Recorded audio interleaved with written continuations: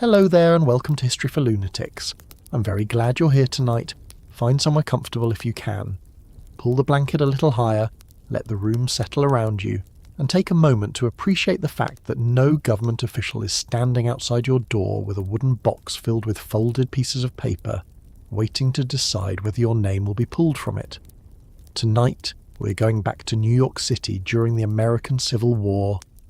But we're not going to a battlefield in Virginia or Pennsylvania. We're going to Manhattan, where shopkeepers are lifting their shutters, horses are pulling streetcars through the morning traffic, labourers are walking toward workshops and construction sites, and thousands of families are trying to begin an ordinary Monday. Within a few hours, draft offices will be burning, telegraph wires will be cut, policemen will be beaten in the streets.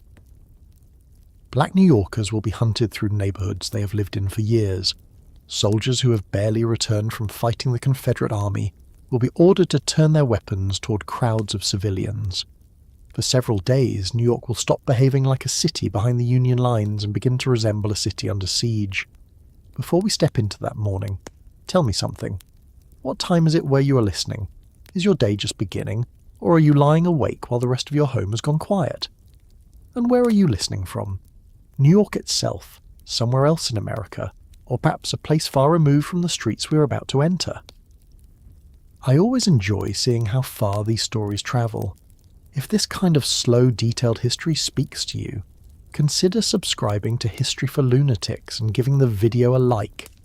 You do not have to interrupt your evening to do it. Let the story earn it first. Now settle in, lower the lights if that helps, and let us go back to Monday, July 13th, 1863, when a government lottery began turning ordinary streets into battlegrounds. Picture Manhattan shortly after sunrise. It is midsummer, and the heat has already settled into the brick buildings. The air carries the mixed smell of horse manure, coal smoke, river water, damp wood, sweat, cooking fires, and refuse that has been left too long near the curb. Wagons rattle over stone streets. Streetcars move along iron rails. Men in work clothes gather outside workshops, docks, factories, stables, and building sites. Women lean from tenement windows to shake out cloth or exchange a few words with neighbours. Children move through the streets carrying baskets, newspapers, tools, or younger brothers and sisters. Church bells mark the hour, but they do not control the rhythm of the city. Work does. A man who does not report for work may lose a day's wages. A man who loses too many days may lose his position. A family living from one envelope of pay to the next cannot treat Monday morning casually. Yet this particular Monday feels different before anything visibly happens. News has been moving through working-class neighbourhoods all weekend. 2 days earlier, federal officials began drawing names for the military draft in New York. The first selection on Saturday, July 11th, passed without major violence. Officials placed slips bearing men's names into a rotating lottery wheel, drew them one by one, and recorded the results. Families then had Sunday to think about what those names meant. A notice might soon arrive stating that a husband, son, brother or father had been selected for military service. On Monday morning, the drawing was scheduled to continue at the 9th District Provost Marshal's office on 3rd Avenue near 47th Street. The building was not a fortress. It was an ordinary government office performing a task that federal authorities considered necessary, and many New Yorkers considered intolerable. The draft had not appeared without warning. By the summer of 1863, the Civil War had been consuming men for more than 2 years. The first patriotic excitement of 1861 had faded beneath casualty lists, hospital reports, military funerals, and letters arriving from camps filled with disease. New York had sent enormous numbers of volunteers into Union regiments. Some had marched away behind brass bands, while crowds cheered and flags covered the buildings. Many had not returned. Others came home missing an arm, walking on crutches, coughing from illnesses contracted in camp, or carrying memories they could not easily explain. The government still needed soldiers. Voluntary enlistment was no longer supplying enough of them. Congress responded by passing the Enrollment Act in March 1863, creating the first federally administered military draft in American history. The law made many able-bodied men between 20 and 45 liable for service. Names would be selected through local enrollment districts. A man who was drafted could report, prove that he was physically unfit, hire another man to serve in his place, or pay a commutation fee of $300. The government defended the fee as a practical way of limiting the length of a man's liability and raising funds for substitutes. To a labourer earning a modest daily wage, that explanation meant very little. $300 could represent close to an entire year's earnings. A wealthy merchant might pay it, complain about the inconvenience over dinner, and return to his business. A dock worker supporting a wife and several children might as well have been told to place $300 on the surface of the moon. The law did not use the phrase rich man's war and poor man's fight, but many working people believed that was exactly what it had created. I want you to pause with that number for a moment, because historical money can become strangely weightless when we hear it. $300 sounds small beside modern government budgets, modern salaries, and modern military spending. To a working family in 1863, it could represent rent, food, fuel, shoes, medicine, and every other household necessity accumulated over many months. Imagine being told that the government may take you away from your family, place a rifle in your hands, and send you toward a battlefield where tens of thousands of men have recently been killed or wounded. Then imagine being told that you may avoid that danger if you can produce a sum of money you have almost no chance of possessing.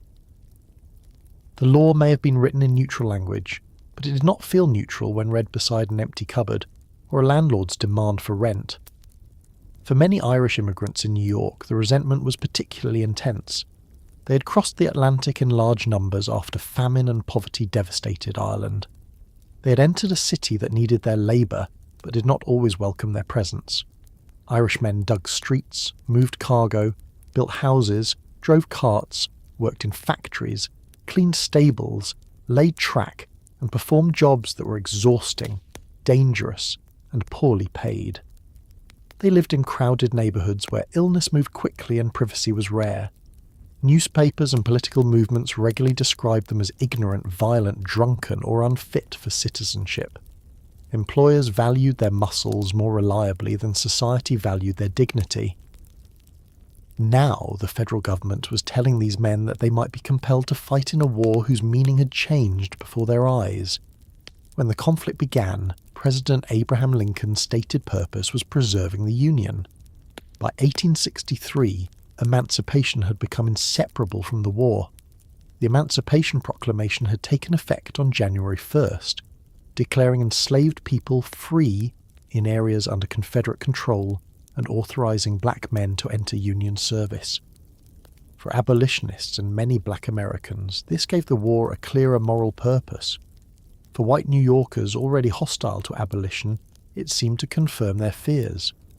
Democratic newspapers warned that emancipation would send formerly enslaved people north to compete for jobs. Political speakers repeated the idea that poor white workers were being forced to fight for black freedom, while wealthy men remained safely at home. Racism did not suddenly appear in New York because of the draft. It had been present in employment, housing, voting laws, public institutions, and street violence for years. The draft gave existing hatred a new excuse, and the war gave frightened men someone to blame. That is important to understand because the violence about to begin cannot be explained by one grievance alone. Anger over conscription was real, class resentment was real, fear of death in the army was real, distrust of the Republican administration was real, so were anti-black racism, hostility toward abolition, political manipulation, competition over low-paid work, and the willingness of crowds to turn private prejudice into public cruelty. History becomes easier when we flatten people into a single motive. This story refuses to become that easy. A man could sincerely believe the draft was unfair and still be responsible for terrible violence. A worker could be exploited by employers and still participate in the persecution of someone with even less protection. Suffering does not automatically make people generous. Sometimes it makes them recognize injustice. Sometimes it makes them search for a person who can be pushed lower. In the early hours of Monday, groups of workers began leaving their jobs. Men walked away from railroad yards, machine shops, construction sites, foundries, and factories. Some employers closed their businesses when it became clear that attendance would be poor or that trouble was coming. Labourers moved through neighbourhoods calling other men into the street. At first, the gathering had the shape of a protest. The target was the draft office. The demand was simple enough to shout, "Stop the drawing!" Men who may never have attended the same church, lived on the same block or worked at the same trade, were joined by the belief that the lottery wheel inside that office represented a direct threat to their homes. There is something very ordinary about a crowd before it becomes dangerous. People stand with hands in pockets. They ask what others have heard. Someone claims the drawing has already begun. Another says the government intends to draft every Irishman in the city. A third insists that rich men have arranged exemptions in advance.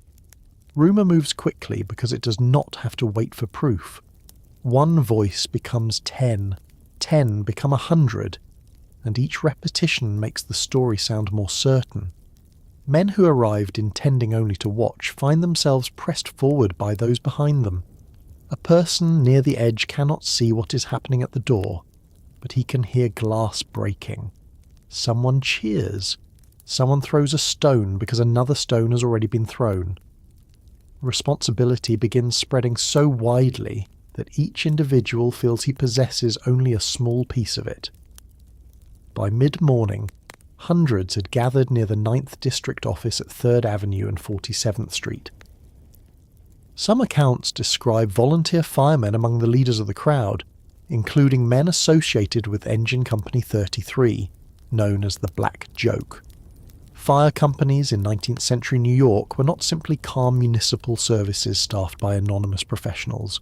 Volunteer companies could carry strong neighbourhood loyalties, political connections, rivalries, and reputations for toughness. Some firemen had themselves been selected in the Saturday drawing. On that Monday, men who were usually expected to run toward burning buildings helped create the first major fire of the riots. Inside the office, officials continued the draft. The lottery wheel turned. A slip was removed. A name was read and recorded. Then another. Each small piece of paper could change the future of an entire household, yet the procedure itself looked almost dull. There were no drums, no uniforms marching through the room, no cannon fire, only clerks, lists, paper, and a wooden wheel. Bureaucracy often handles life-changing decisions this way. The quietness can make the result feel even more unsettling. Somewhere outside, the crowd grew louder. Stones struck the building. Windows shattered. Officials understood that the room was no longer secure.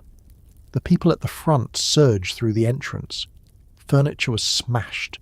Records were torn apart. The lottery wheel that had transformed names into military obligations was broken. Then the building was set on fire. Flames moved through the office and climbed into the rooms above it. Smoke poured from the windows. The fire spread to adjoining property, threatening people who may have had nothing to do with the draft. Firefighters attempting to respond found their equipment obstructed or damaged by rioters. The first target had been a federal office. The flames did not care about that distinction. Fire rarely remains loyal to the political argument that started it. Stand on the opposite side of 3rd Avenue for a moment and try to picture what an ordinary resident might have seen. A government building is burning in daylight. Men are shouting and lifting pieces of broken furniture. Papers are drifting through smoke. Horses are panicking at the noise. Women are pulling children away from windows. Shopkeepers are closing shutters without knowing whether a wooden shutter will offer any protection. A person arriving from another neighbourhood asks what has happened and receives 5 different answers. Some say it is merely a protest. Others say the city has risen against Lincoln. Someone claims soldiers are coming. Someone else insists the police have joined the crowd. None of these statements needs to be true to affect behaviour. In a frightened city, people act on what they believe may happen next. The Metropolitan Police were placed in an almost impossible position. Much of the New York State militia had been sent away during the emergency surrounding the Confederate invasion of Pennsylvania and the Battle of Gettysburg. Only 10 days had passed since the Union victory there. New York's streets therefore lacked the large military force that might normally have discouraged mass disorder. The police could assemble squads and use clubs or revolvers, but they were confronting crowds that could grow faster than orders could travel. Telegraph wires were cut in places, making communication more difficult.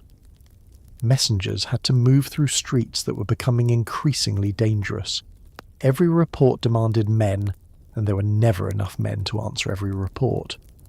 Police Superintendent John Kennedy made his way toward the disturbance without wearing a uniform.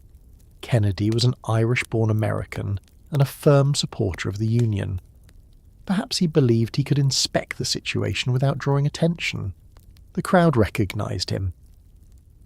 He was surrounded and beaten so severely that he was left nearly dead. This attack mattered beyond the suffering of one man.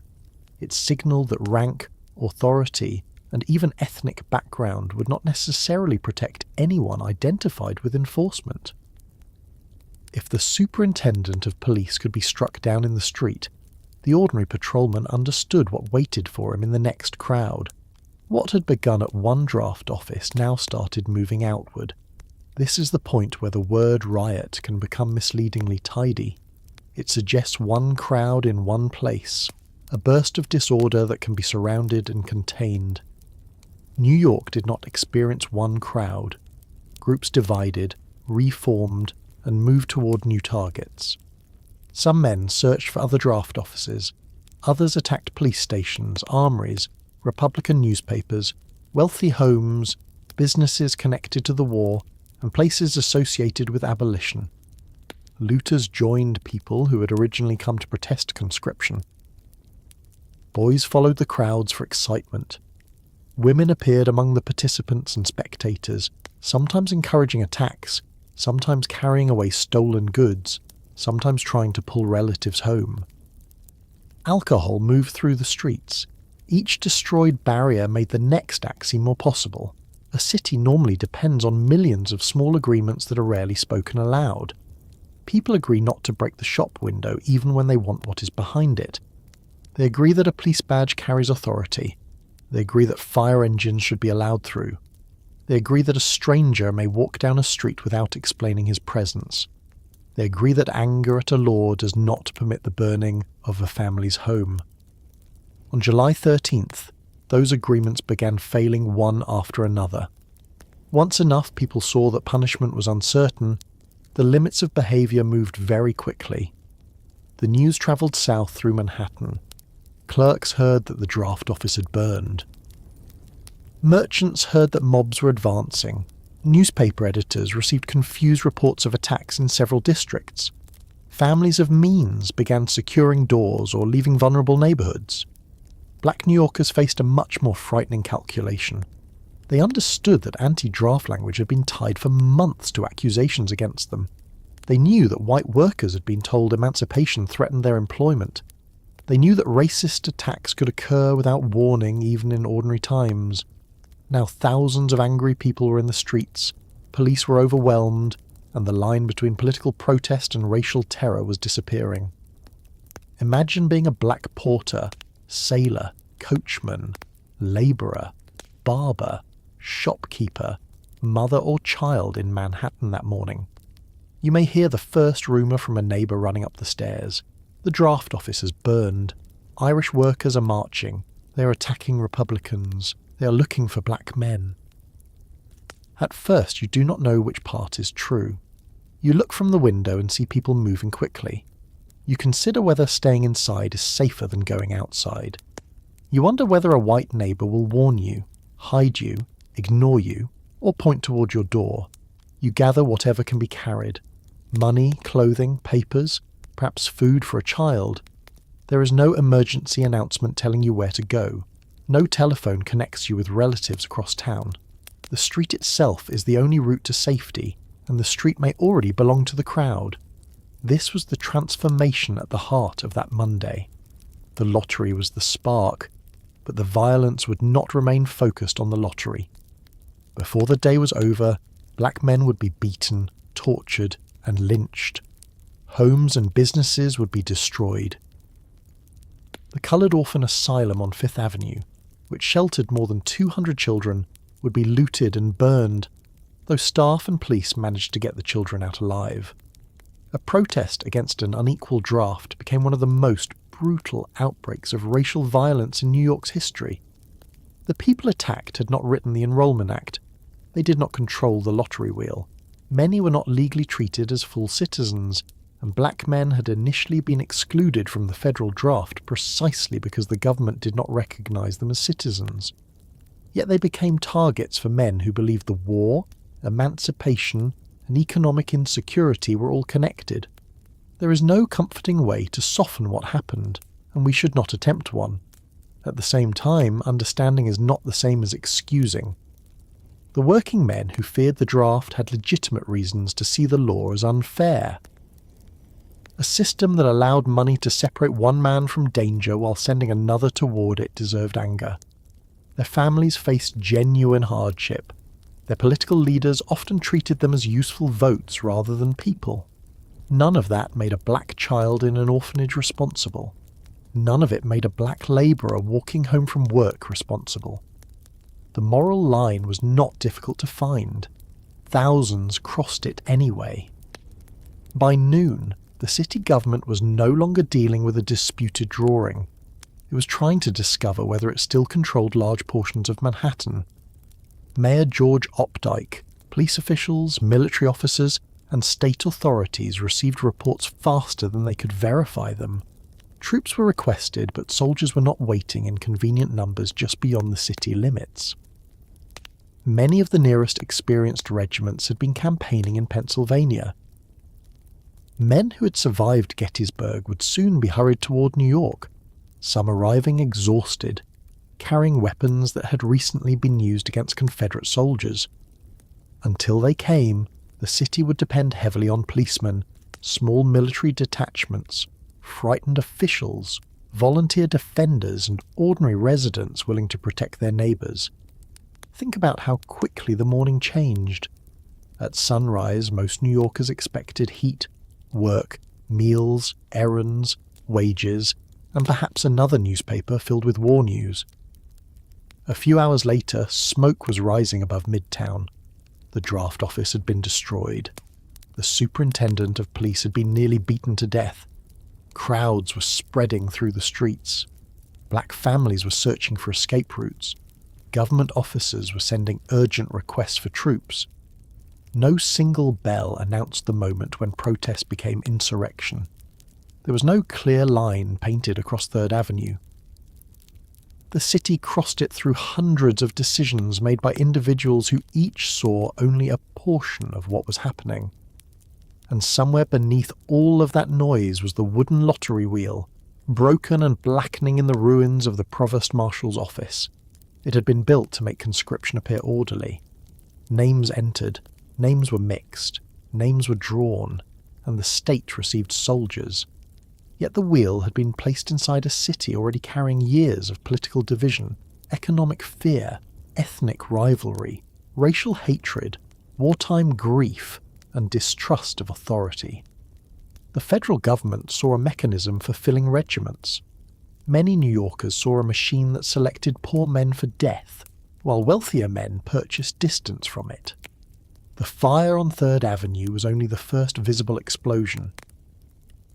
To understand why so many people were ready to gather around it, why the $300 clause became a symbol larger than the law itself, why New York remained deeply tied to the South, even while serving as the Union's greatest city, and why Irish workers were encouraged to view black freedom as a threat to their own survival, we have to step back from the burning office and look at the city before that Monday morning. The battlefield did not appear from nowhere. It had been taking shape in tenements, docks, newspaper offices, political clubs, recruiting stations, churches, and crowded kitchens long before anyone threw the first stone. The smoke that rose above 3rd Avenue on the morning of July 13th, 1863, did not come from a peaceful city that had suddenly lost its mind. New York had been arguing with itself for years. Long before the draft office burned, the city had been divided by wealth, race, religion, immigration, party politics, and the meaning of the war. The riot did not create those divisions. It exposed them, brought them into the street, and gave thousands of frightened or angry people an opportunity to act upon beliefs that had been growing in homes, saloons, workplaces, churches, political clubs, and newspaper offices since before the first cannon was fired at Fort Sumter. To understand the city properly, let us go back to the winter of 1860, before Union and Confederate soldiers had met on any battlefield. New York was already the largest city in the United States, with a population of more than 800,000 people crowded onto Manhattan Island. It was not yet the city of skyscrapers, electric signs, or underground trains. Most buildings were only a few stories high. Horses carried people and goods through the streets. Ferries connected Manhattan with Brooklyn, New Jersey, and the smaller communities around the harbour. The docks stretched for miles along the Hudson and East Rivers, crowded with ships from the American South, Europe, the Caribbean, and ports much farther away. The harbour was the source of New York's wealth. Cotton grown by enslaved people in the South passed through the hands of Manhattan merchants. New York banks financed Southern businesses. New York insurance companies protected ships carrying Southern products. Brokers arranged sales, warehouses stored goods, and ship owners carried those goods across the Atlantic. Southern planters visited the city, borrowed money there, purchased equipment there, and sent their children there. Shops sold clothing and tools to Southern customers. Newspapers printed shipping reports beside political editorials. Slavery had been abolished in New York State in 1827, but New York City continued to profit from slavery every day. The institution existed hundreds of miles away, yet the money it produced moved through offices near Wall Street and warehouses along the river. The city's financial dependence on Southern cotton was so deep that many merchants regarded abolition not simply as a moral argument, but as a direct threat to their businesses. Imagine walking through the business district during those final months before the war. A merchant receives a letter from a customer in Charleston warning that South Carolina may leave the Union. A banker worries that loans made to Southern planters will never be repaid. A ship captain wonders whether federal authorities will close Southern ports. A clerk copies figures into a ledger while the men around him discuss secession. None of them needs to support slavery personally to fear what its destruction might do to their income. Economic interest has a useful way of presenting itself as common sense. A man may say he is defending trade, the Constitution, or national peace when he is also defending the source of his profit. New York's mayor at the time, Fernando Wood, gave public expression to that fear. Wood was a Democrat, a determined opponent of abolitionism, and one of the most powerful political figures in the city.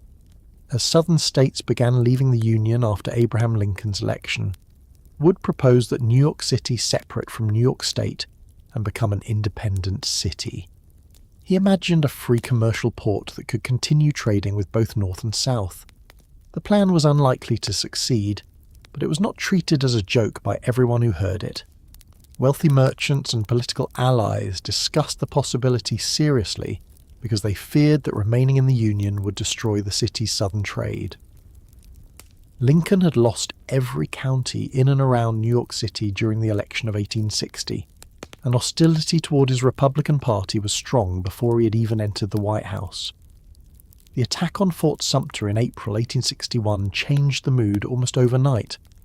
Whatever sympathy many New Yorkers had felt toward the South became harder to defend after Confederate forces fired on a United States fort. Flags appeared from windows. Crowds gathered in Union Square for a huge rally. Men volunteered for military service. Wealthy citizens donated money.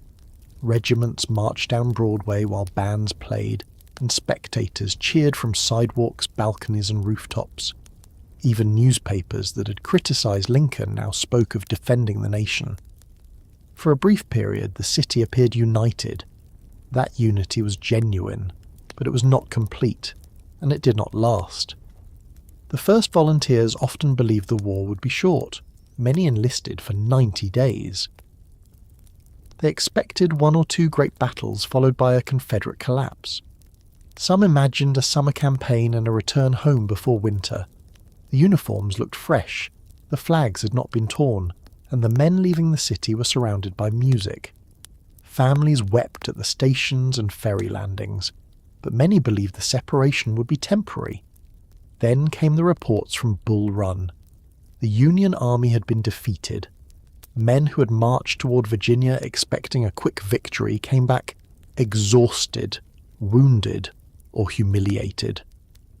The war continued through the winter and into another year. Battles followed one another with names that entered New York homes through newspapers and casualty lists. The Peninsula, 7 Pines, the 7 Days, Second Bull Run, Antietam, Fredericksburg, Chancellorsville. A family might search several columns of small print for the name of a son's regiment. Sometimes there was no clear answer. A man could be listed as missing, leaving his relatives uncertain whether he was wounded, captured, dead, or separated from his unit. The physical reality of Civil War service became harder to hide.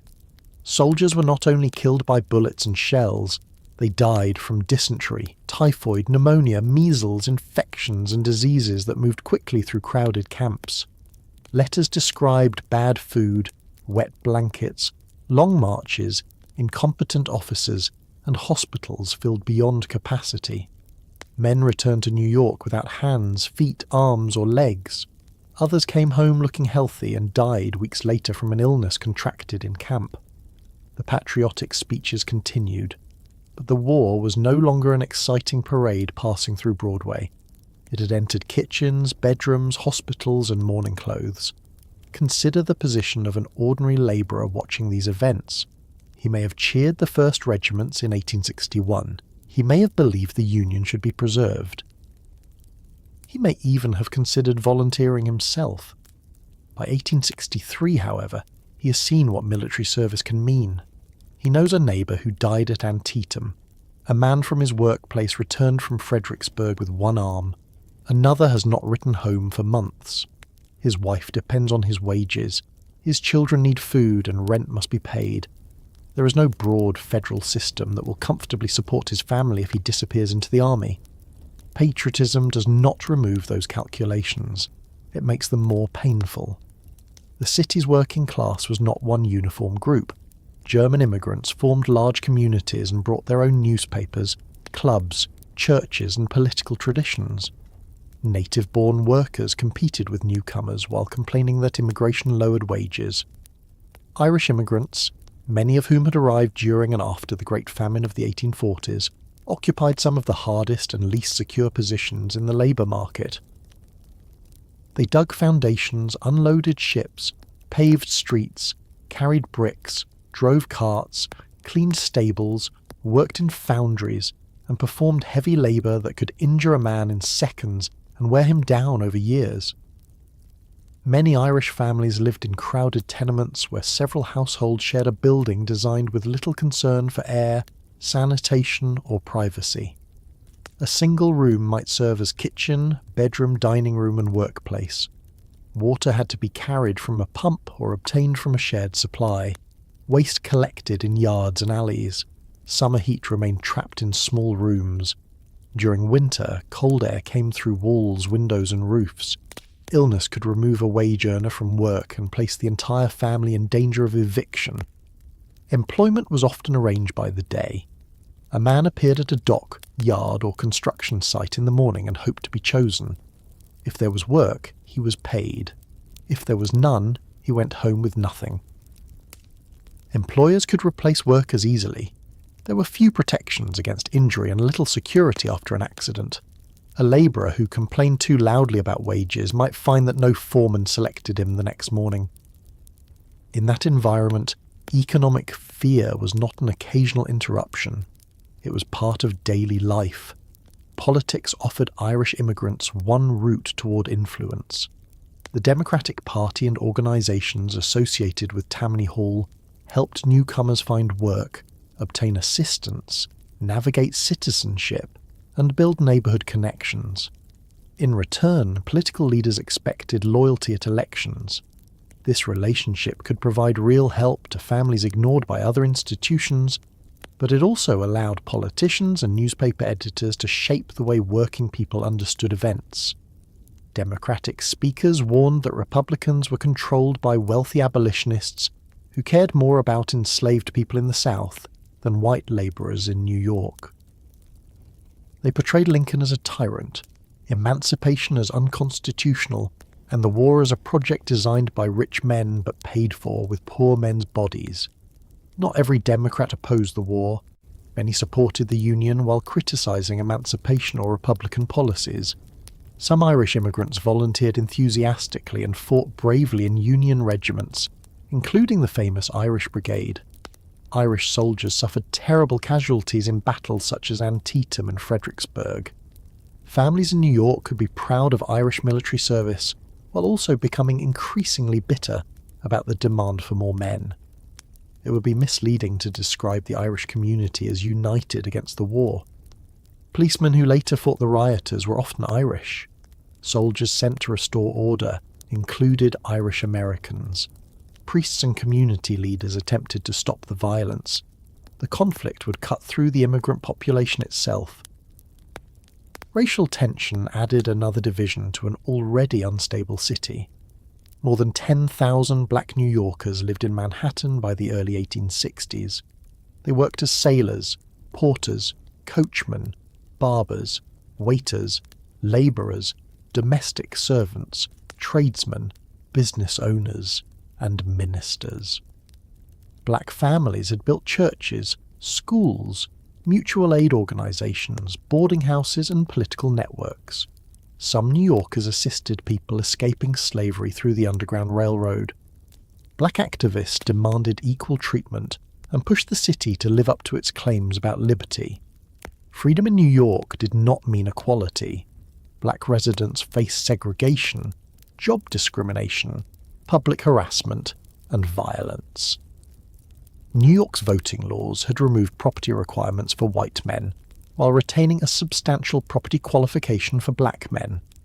A poor white immigrant could eventually gain political power through citizenship and voting. A black man born in the state could remain excluded.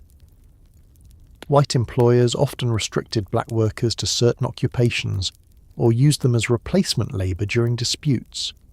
Minstrel performances presented racist caricatures as popular entertainment.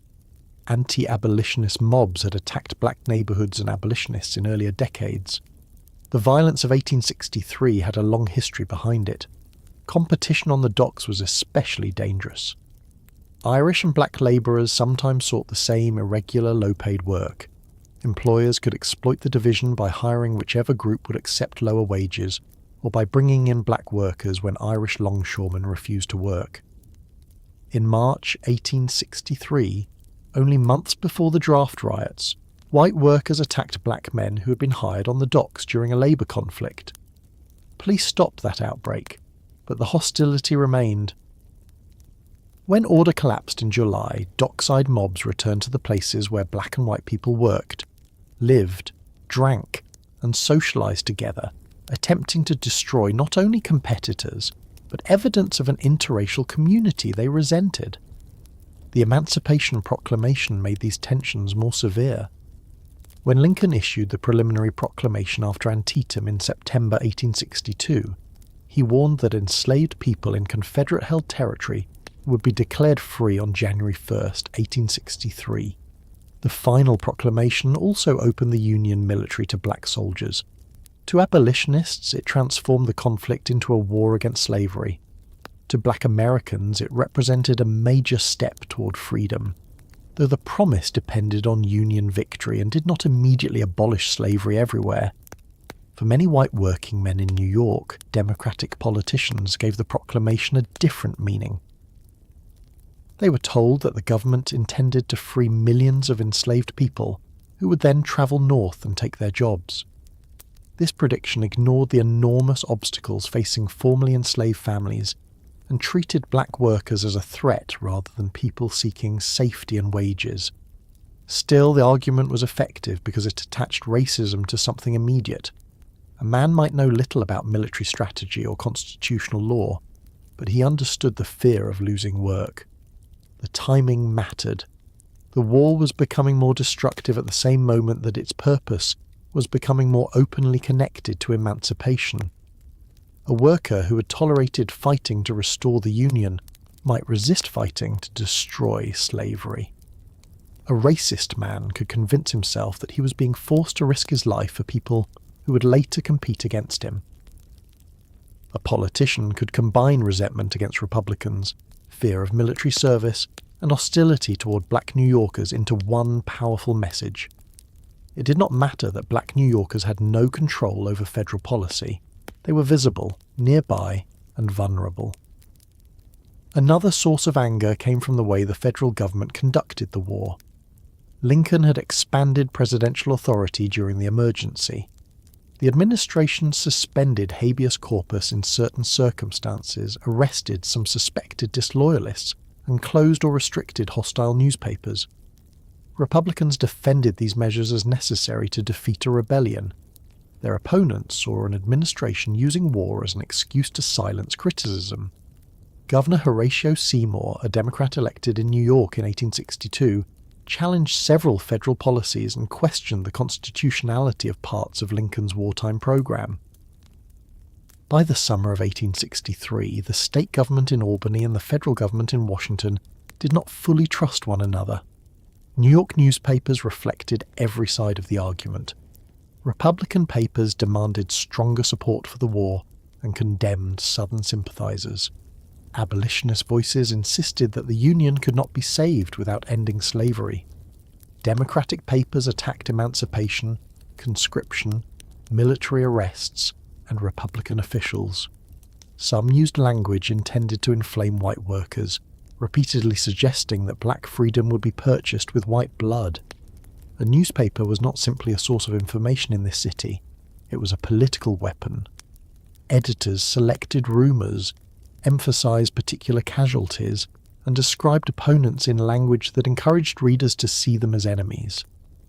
The contrast between wealth and poverty made every political argument more visible.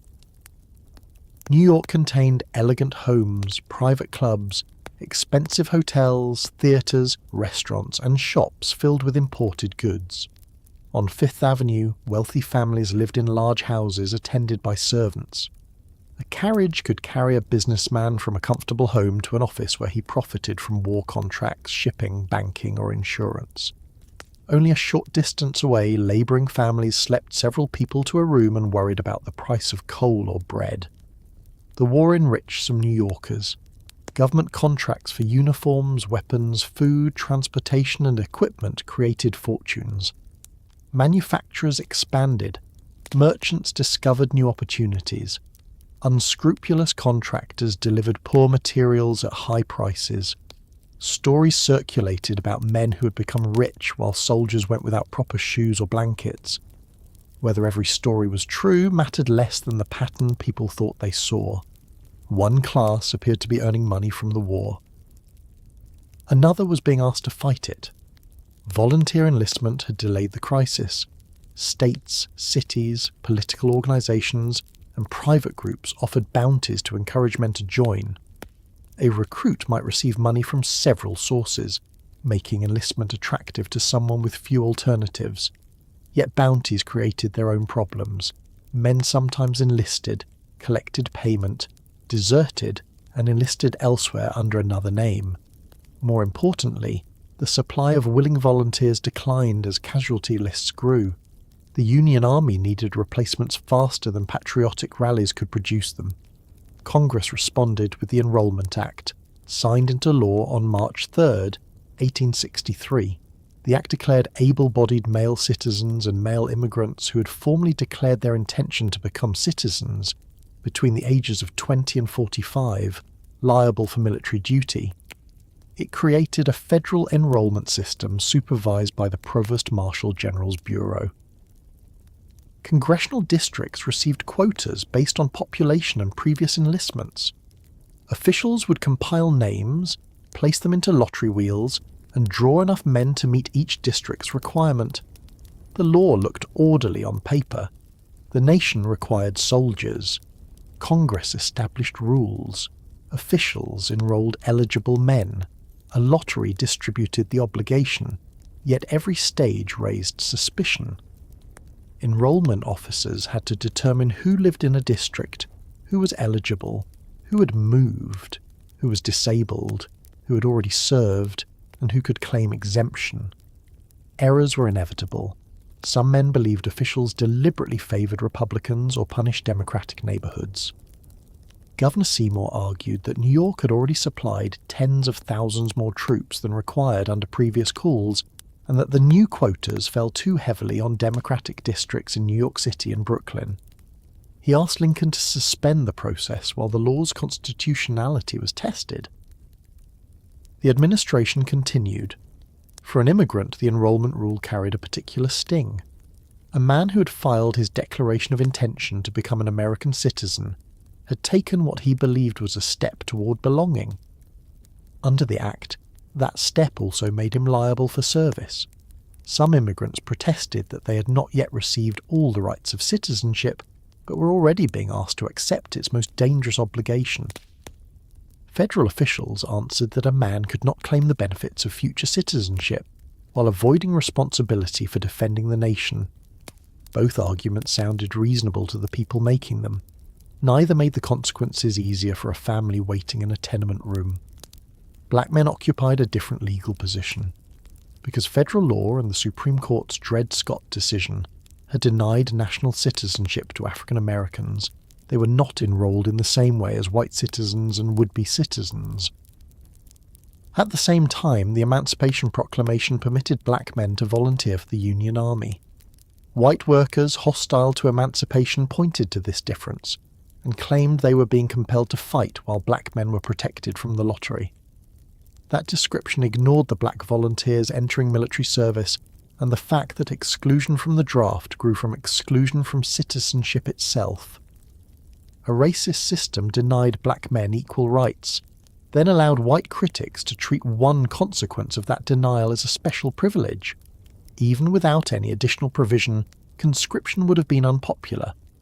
The Enrollment Act contained two options that made it explosive. A drafted man could provide an acceptable substitute to serve in his place. He could also pay a commutation fee of $300, which released him from that particular call. Supporters argued that commutation placed a limit on the price of hiring substitutes and allowed some men with family or business obligations to avoid service. Working people saw a simpler truth. A man with money had choices. A man without money had the army.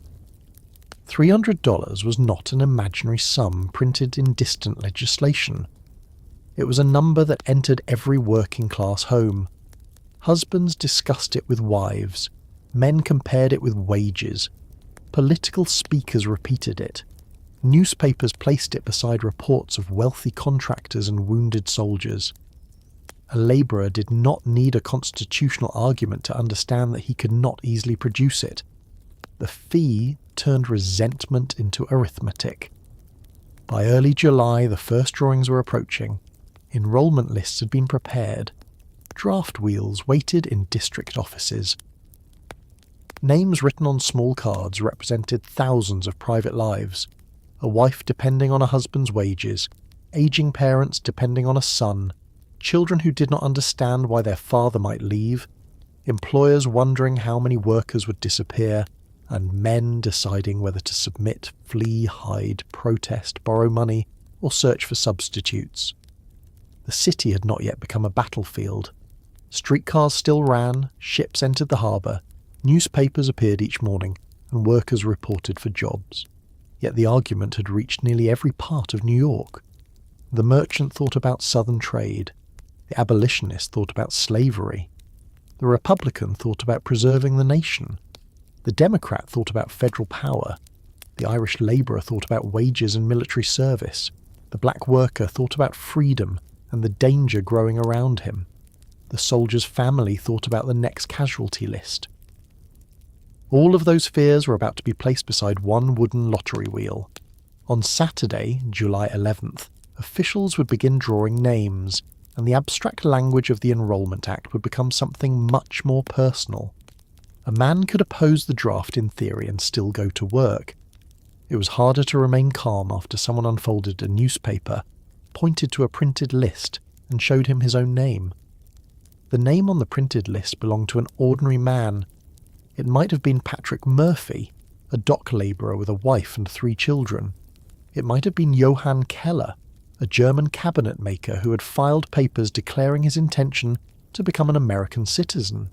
It might have belonged to a young clerk sleeping in a boarding house, a butcher's assistant, a streetcar driver, a carpenter, a baker, or a man who had spent the previous 2 years avoiding every conversation about military service because he knew exactly what his family would lose if he went away. The name itself did not matter to the government clerk. It was one entry among thousands, written on a card, checked against an enrolment book, and prepared for a wooden lottery wheel. To the household waiting behind that name, it could mean the disappearance of the person who paid the rent, bought the food, carried the coal, and stood between the family and poverty. This was the moment when the federal draft stopped being a law, discussed in newspapers, and became a private emergency. Until the drawings began, men could argue about conscription in saloons, workshops, political meetings, and boarding house kitchens without knowing whether the argument would ever reach their own door. They could complain about Abraham Lincoln, blame Congress, curse Republicans, praise the Union, condemn slavery, defend slavery, or insist that the entire war had been mishandled. Once a name was drawn, those large political questions were reduced to a few urgent choices: report for examination, find a substitute, produce $300, attempt to prove an exemption, leave the city, hide, resist. None of those choices was simple. The Enrolment Act divided eligible men into classes and placed responsibility for the draft in the hands of federal enrollment districts. Officials were expected to create lists of men who fell within the required ages, correct errors, hear claims for exemption, and draw enough names to meet the district's assigned quota. The process was designed to look impartial. A lottery did not ask whether a man was popular, wealthy, married, frightened, politically connected, or eager to serve. A card was mixed with other cards, selected and recorded. That appearance of fairness was one of the government's strongest arguments for the system. It was also one of the reasons the system caused such anger.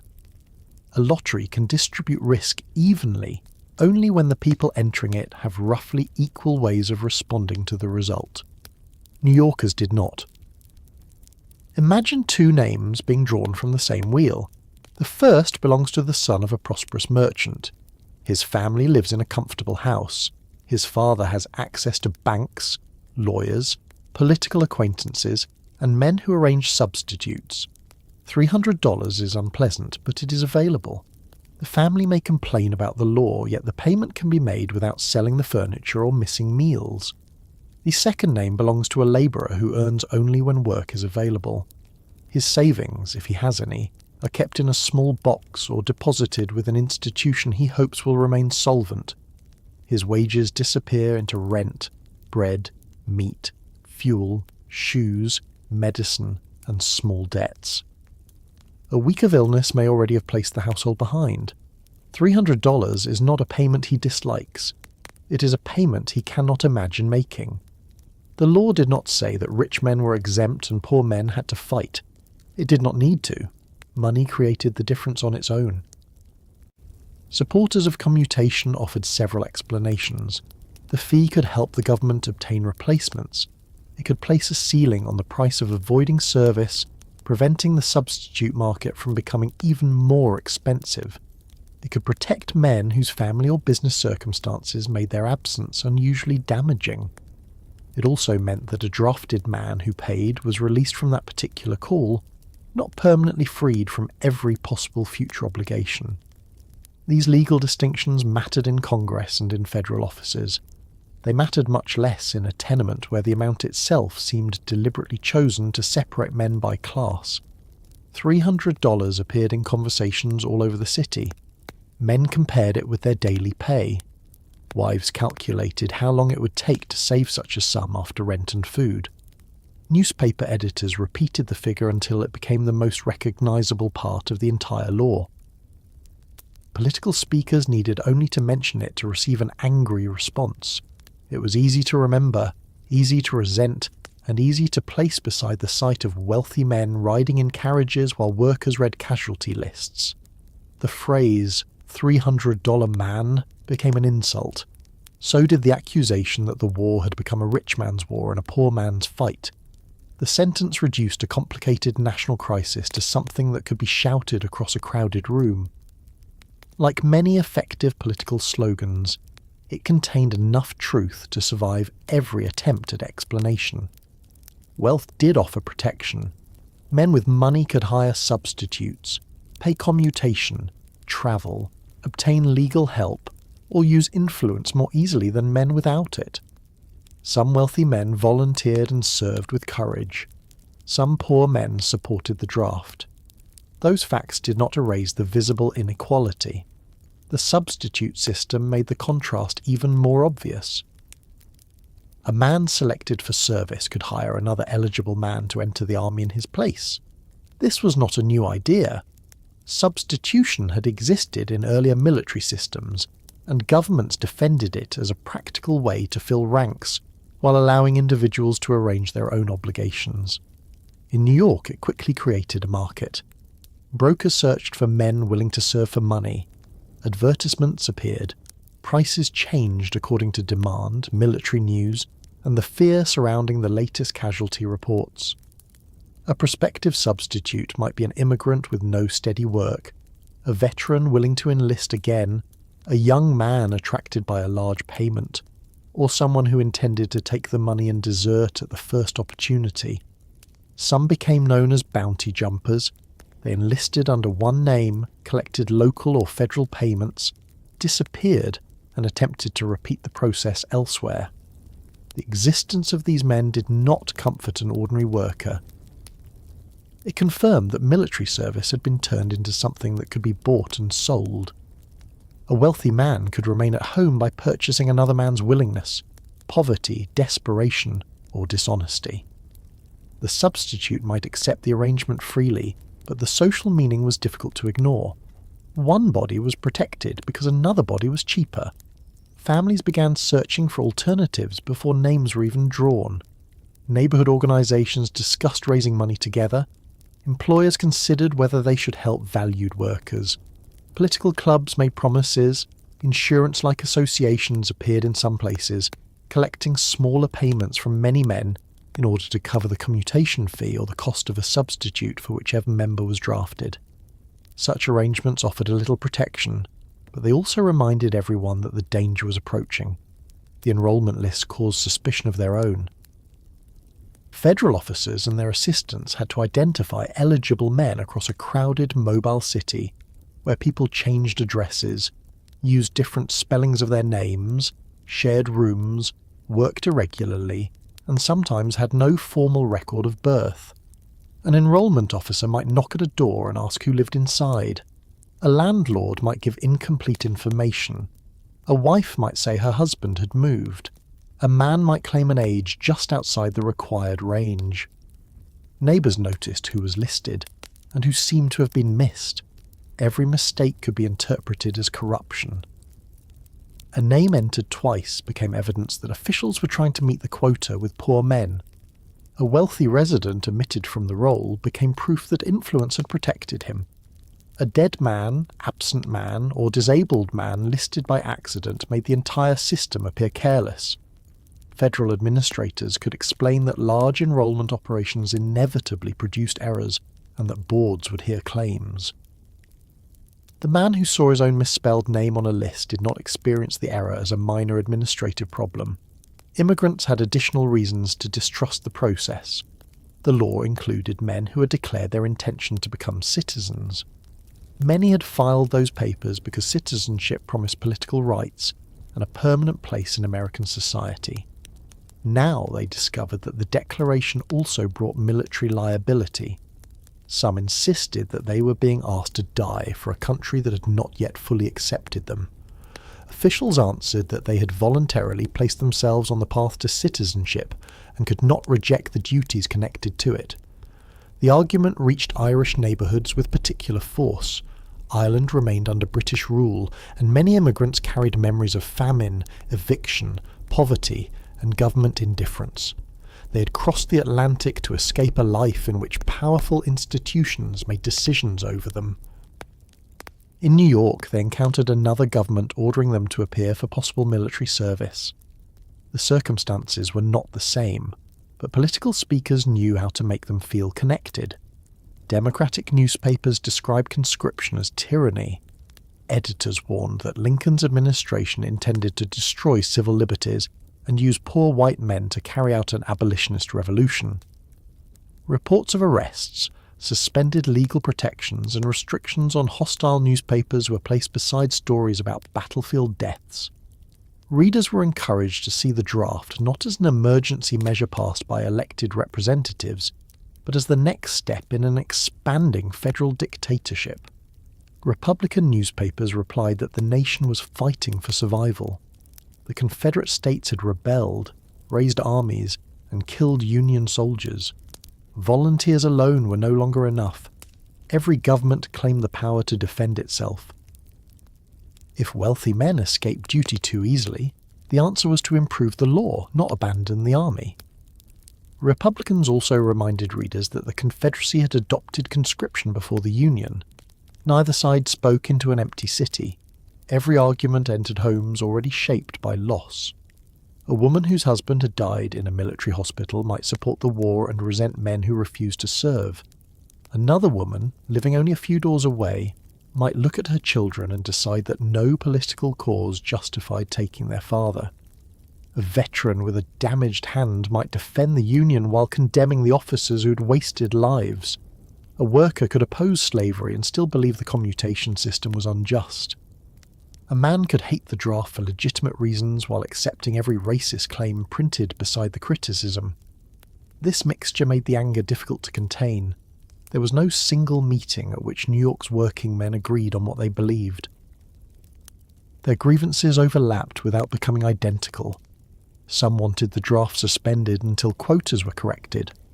Some wanted the commutation clause removed. Some wanted the war ended through negotiation. Some wanted Lincoln defeated in the next election. Some opposed emancipation. Some feared losing work to black labourers. Others simply feared being killed. The fear of death should not be treated lightly. By the summer of 1863, Americans knew what Civil War battles did to human bodies.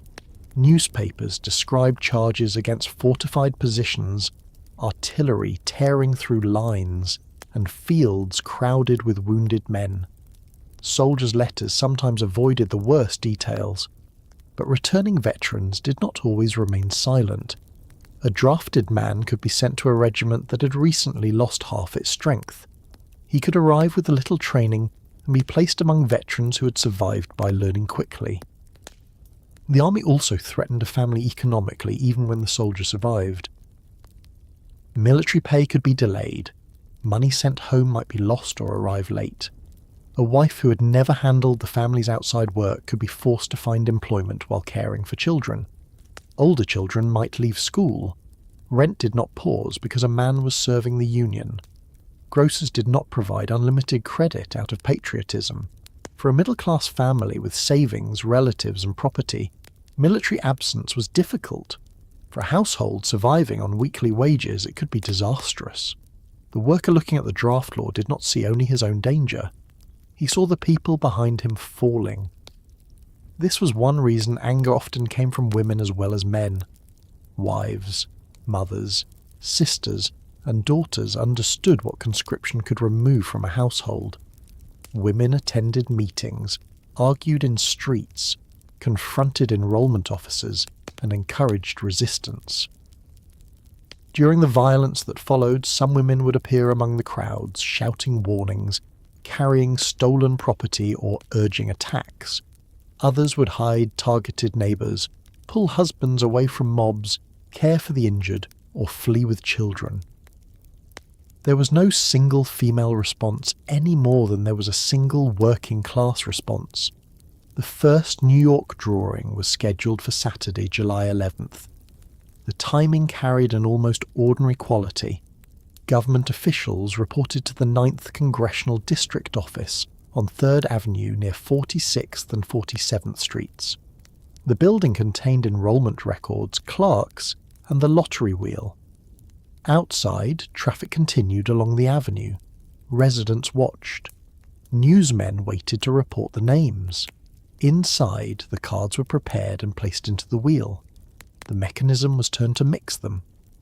An official drew one card, opened it, read the name, and handed it to a clerk. The name was recorded, then another card was selected. There was nothing dramatic about the movement. A hand entered a wooden container. A piece of paper came out, yet each repetition carried enormous weight. The room might hear only a name. Somewhere else in Manhattan, that name belonged to a complete life. More than 1,000 names were drawn that Saturday. The process continued for hours. A small crowd gathered, but there was no large attack. Policemen were present. People watched, complained, and carried news back to all the working neighbourhoods. Officials may have regarded the day as evidence that the draft could proceed without serious resistance. The city had not accepted the lottery. It was taking the information home. Printed lists began circulating. Men searched for themselves and people they knew. A reader ran a finger down a newspaper column. A bartender read names aloud to customers who could not read easily or did not have a paper. Someone recognised a neighbour. Someone laughed with relief after reaching the bottom without finding himself. Another man asked whether the next list would contain his name. No one knew how many drawings would be required before the district filled its quota. Picture a small room on Saturday evening. The window is open because of the heat, allowing street noise to enter. A labourer sits near the table while his wife prepares food. He has heard that names were drawn, but he does not yet know whether his own was among them. Perhaps a neighbour arrives carrying a paper. The men unfold it and search. There it is. For a few seconds the room may remain quiet. The children do not understand. The wife asks whether there could be another man with the same name. The husband reads the line again. They discuss $300, even though both know they do not have it. They consider relatives who might lend money.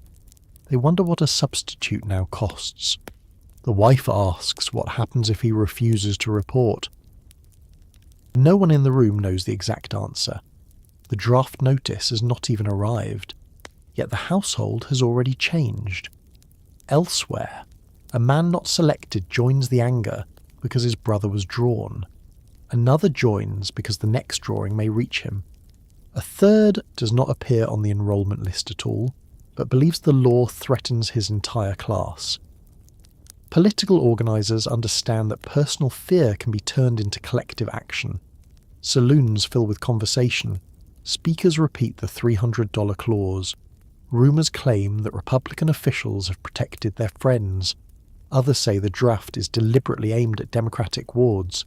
The fact that many claims cannot be verified does not slow their movement. Then Sunday arrives. For federal officials, Sunday is a pause between drawing days. For the city, it is a full day in which anger can circulate without the wheel turning. Men attend church, gather outside parish doors, visit saloons that ignore closing rules, read newspapers, and carry stories from one neighbourhood to another. Families discuss what they will do. Priests and politicians hear complaints. Workers who had been separated by their jobs during the week now have time to meet. The recent Battle of Gettysburg hangs over every conversation. New York regiments have suffered heavily. The Union has won, but victory has not ended the war. If anything, the casualty lists demonstrate how many replacements the army will continue to demand. A man who hears that the Confederates have been defeated may ask why another draft is necessary. A government official looking at depleted regiments asks how the war can continue without one. By Sunday evening, the 9th District Office is no longer an anonymous building. It has become the place where the government converts working men into soldiers. The lottery wheel inside has become a symbol. It does not matter that the wheel is only wood and metal. It represents the $300 most labourers cannot pay, the substitute they cannot afford, the battlefield they have seen in newspapers, and the authority in Washington that appears unwilling to listen. Men begin talking about stopping the next drawing. Some may intend only to gather outside and frighten the officials. Others speak openly about destroying the records. A few understand that a large crowd can offer opportunities for theft, revenge, or violence unrelated to conscription. Most people who will appear on Monday morning do not yet know how far the day will go. That uncertainty is part of what makes the coming hours so dangerous. A planned rebellion has leaders, orders, and stated goals. The crowd forming in New York has anger, rumour, neighbourhood loyalties, alcohol, political resentment, and a target that everyone can find. It does not have a reliable way to stop itself once the target is destroyed. Monday morning will begin with workers leaving shops and yards. They will move toward 3rd Avenue in groups, calling others to join them. Officials inside the Provost Marshal's office will resume turning the wheel because the government has ordered the drawing to continue. Names will be read while the sound outside grows louder, and the first stones will strike the windows before many people in the street understand that New York has already entered a different kind of war. Monday began before the first name was drawn. At around 7 in the morning, Police Superintendent John A. Kennedy received a small piece of information that worried him. Street labourers in the 19th Ward had not reported for work. On an ordinary day, that might have meant a dispute over wages, a delayed foreman, or nothing more serious than men arriving late after a hot Sunday night. Kennedy knew this was not an ordinary day. The federal draft was scheduled to resume, and 3rd Avenue ran through neighbourhoods filled with workers who had spent the weekend discussing the name selected on Saturday. When large groups of labourers failed to appear at their jobs, he understood that they were probably gathering somewhere else. Kennedy began sending police detachments toward the draft offices. One force was directed to the office on Broadway. Others were ordered toward Provost Marshal Charles Jenkins' office on 3rd Avenue near 46th and 47th Streets. He also instructed the precincts to call in their reserves. That instruction was more difficult to carry out than it sounds. Half of the police force had gone off duty at 6 that morning. Those men were no longer standing together in a barracks, waiting to be recalled. They were walking home, eating breakfast, sleeping, changing clothes, or attending to their families. There was no radio system through which one command could reach every patrolman. Messages had to pass by telegraph, runner, carriage, or officer. The city could issue an order in seconds and spend hours gathering the men required to obey it. While the police attempted to assemble, groups of workers were already moving through the streets. Some had left railroad yards. Others came from workshops, construction projects, foundries, and municipal labour crews. Men walked in clusters rather than as one organised procession. They moved east and north, gathering others as they went. A few carried clubs. Some brought sticks, iron bars, tools, or weapons taken from places of work. Many probably carried nothing at all when they first joined. The crowd was not yet an army. It had no uniform, no agreed commander, and no written plan. One man wanted the drawing stopped. Another wanted the enrolment records destroyed. A third had come to watch. Someone else believed the presence of thousands of people would frighten officials into postponing the draft. There were men who expected violence, men who hoped for it, and men who would later insist that they had never intended anything beyond protest. Women and children watched the groups pass. Shopkeepers stood in their doorways. Drivers slowed their wagons and asked what was happening. Word moved ahead of the marchers. The draft office was going to be attacked. The workers were rising, the police were gathering, the government had sent soldiers, the government had no soldiers. Each version reached the next block with greater certainty than the one before it. By about 9 o'clock, an agitated crowd had begun forming outside the 3rd Avenue office. More people arrived from side streets and surrounding neighbourhoods. The number grew from hundreds into thousands. Police Captain Galen T. Porter had roughly 60 men available in and around the building. Some stood outside. Others were placed indoors. That was enough to guard an office against a small disturbance.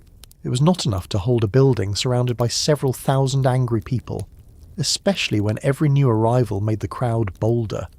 Inside, the work continued. Clerks arranged papers and checked lists. The lottery wheel waited. The officials had already completed one drawing on Saturday without a major outbreak, and their instructions required them to proceed. Suspending the process because people had gathered outside would show every district in the country that a crowd could defeat federal law. Continuing it might provoke the crowd waiting only a few feet away. Shortly after 10, the wheel began turning again. The sound outside came through the walls and broken rhythm of the morning traffic. Men shouted against the draft. Others called for the officials to come outside. Stones had not yet filled the air, and the front door had not yet been forced, so the drawing continued.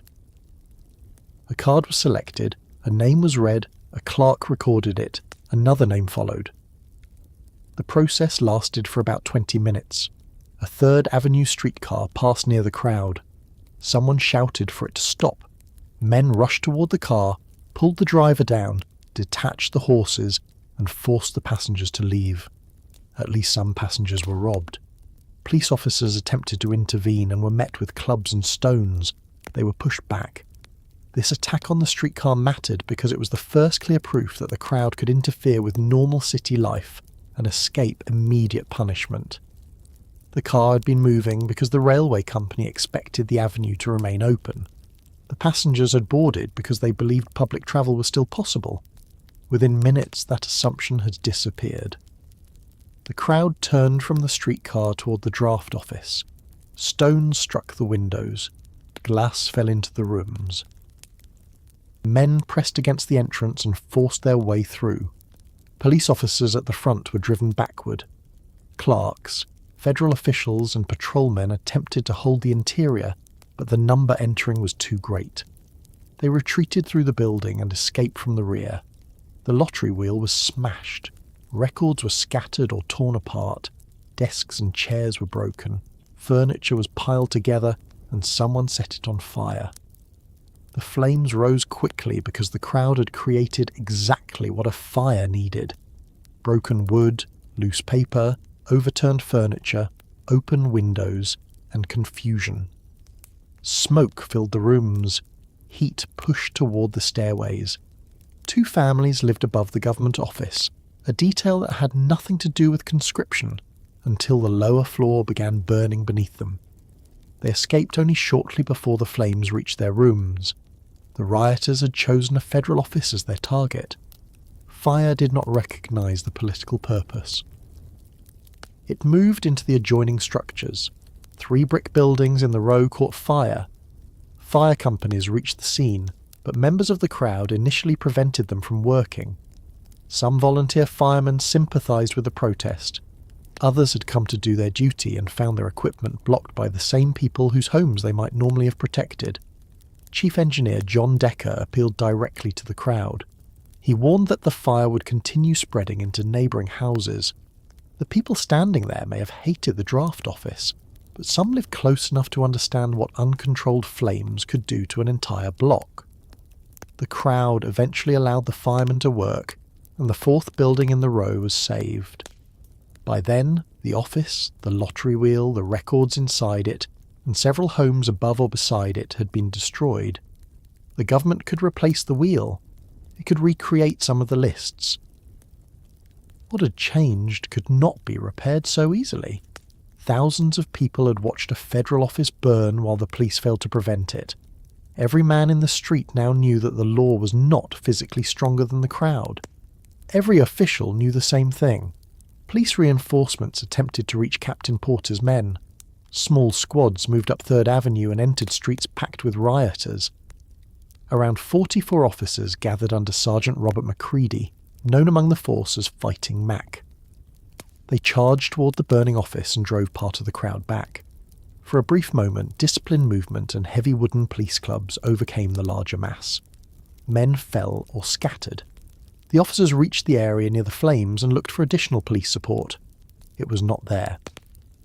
The crowd regrouped above them and entered the avenue from side streets behind them.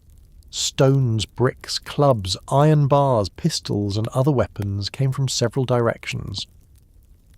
The officers tried to stay together, but the formation broke. Some ran into side streets. Others attempted to escape down the avenue and found more rioters waiting. Patrolmen were knocked down, stripped of uniforms, kicked, beaten and left in the road. One officer was struck down repeatedly and carried to St. Luke's Hospital. He was believed to be dead and placed with the bodies until his wife arrived, refused to accept the judgment and discovered that his heart was still beating. Another officer suffered a broken jaw, lost teeth, and was stripped nearly naked after a crowd attacked him. Several found safety only because residents opened doors, concealed them, gave them ordinary clothing, and helped them leave without uniforms. The riot contained acts of cruelty and acts of protection on the same blocks, sometimes within minutes of one another. A uniform had become dangerous. Patrolmen who had begun the morning as visible representatives of authority now removed coats, badges, belts, and helmets to survive.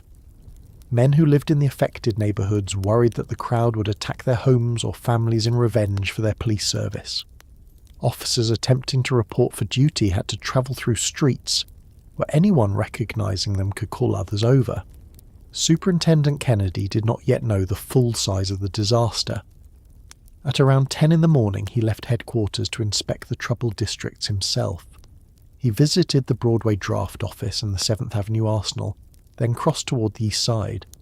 When he saw smoke rising near 3rd Avenue, he left his vehicle and continued on foot. Kennedy was 60 years old. He wore no uniform and carried no visible sign of his position. He was also unarmed. That might have allowed him to pass unnoticed if no one in the crowd had known his face. Someone recognized him. The cry moved through the people nearby. Men pushed toward him. Kennedy was struck in the face and knocked down an embankment. He got back to his feet and attempted to run across an open area, but another group saw him coming and blocked the way. He was knocked down again. The crowd surrounded him, striking him with fists, clubs, and other weapons. He tried to protect his head while moving toward Lexington Avenue. A blow sent him into a muddy depression. His face struck the mud and stones. People shouted for him to be drowned. Kennedy managed to stand again and cross through the deepest part of the mud because his pursuers hesitated to follow directly. He reached the other side ahead of them and called to a local resident named John Egan for help. By this point, Kennedy was covered in blood and mud. His face was so swollen and damaged that Egan did not immediately recognize him. Egan and several others held the crowd back, found a feed wagon, placed Kennedy inside it, and carried him toward police headquarters. Many of the attackers stopped only because they believed they had already killed him.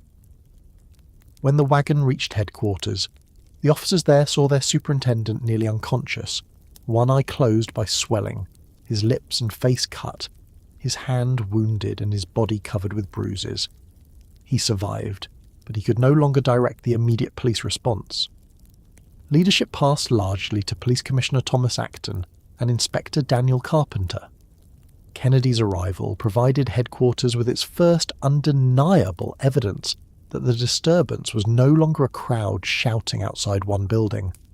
Acton ordered the entire available force concentrated at the Central Police Building on Mulberry Street.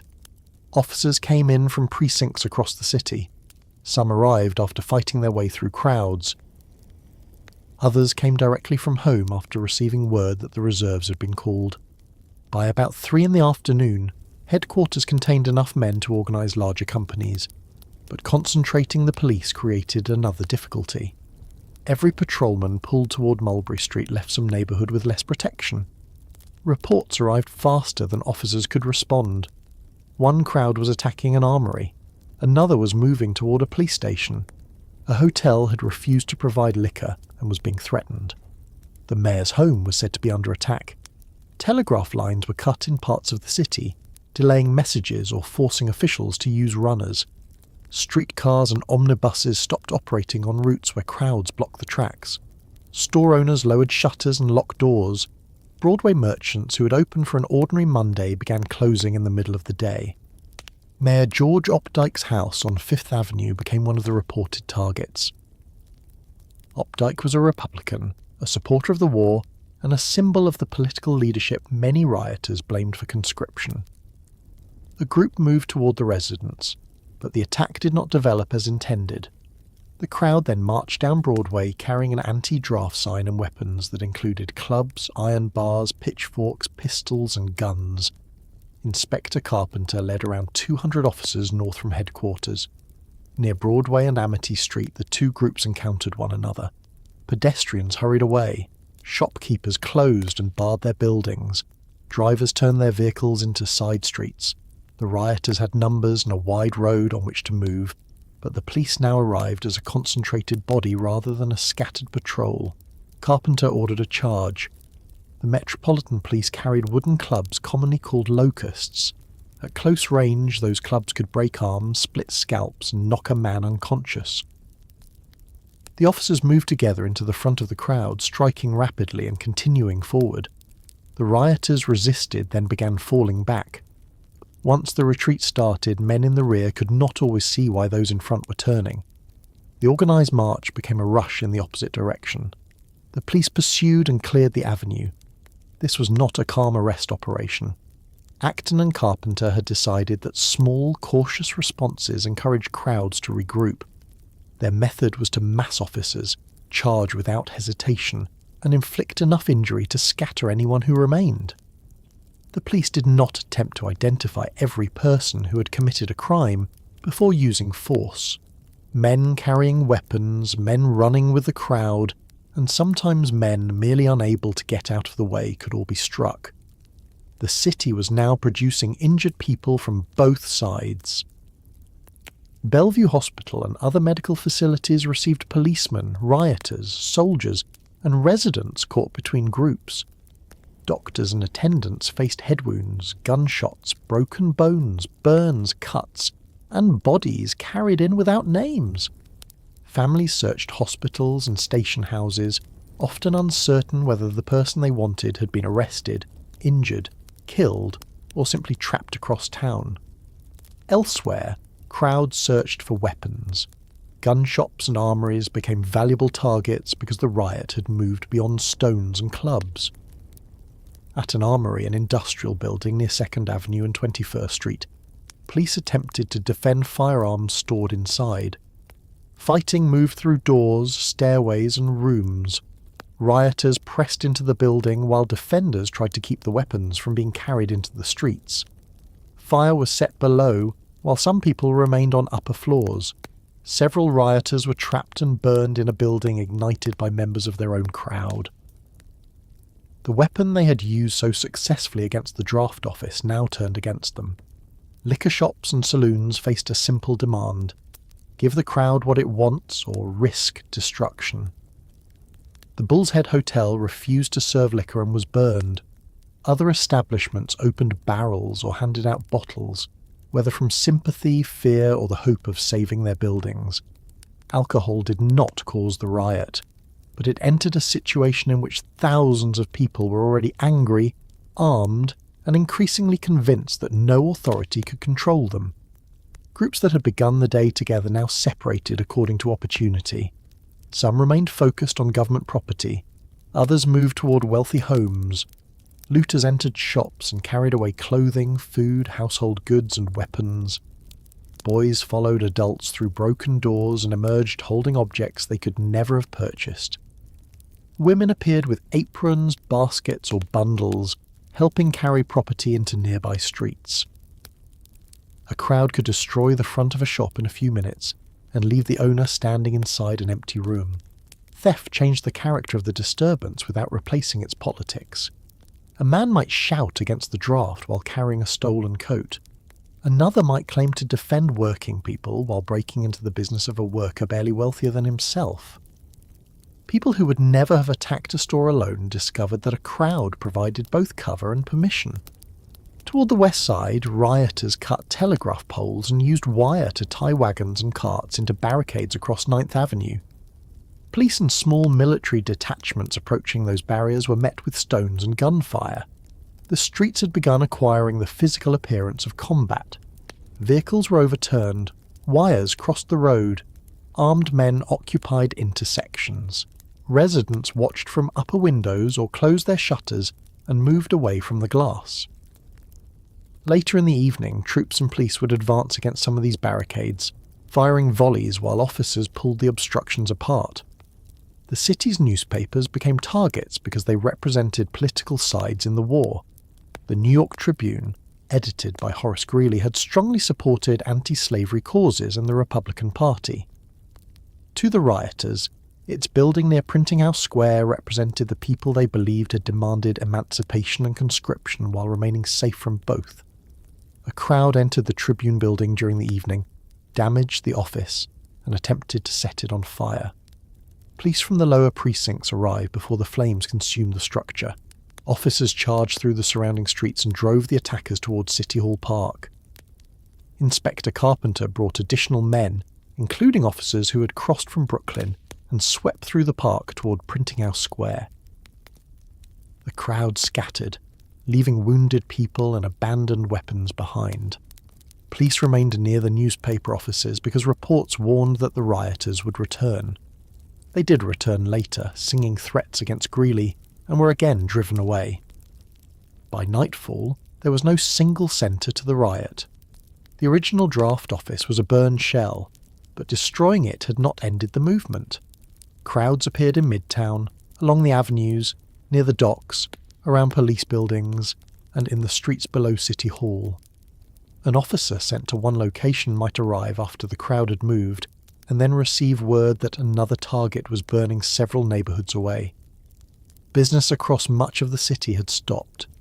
Railway cars stood unused, stores remained shut, families placed furniture against doors. Wealthy residents considered leaving Manhattan. Men gathered on rooftops with firearms to protect private buildings. Police headquarters filled with officers, military personnel, messengers, wounded men, prisoners, and people seeking protection. Coffee and food had to be supplied to men who could not leave their posts.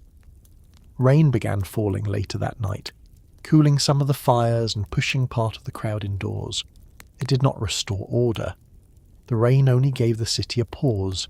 Draft records could be guarded, newspaper offices could be defended, a barricade could be removed.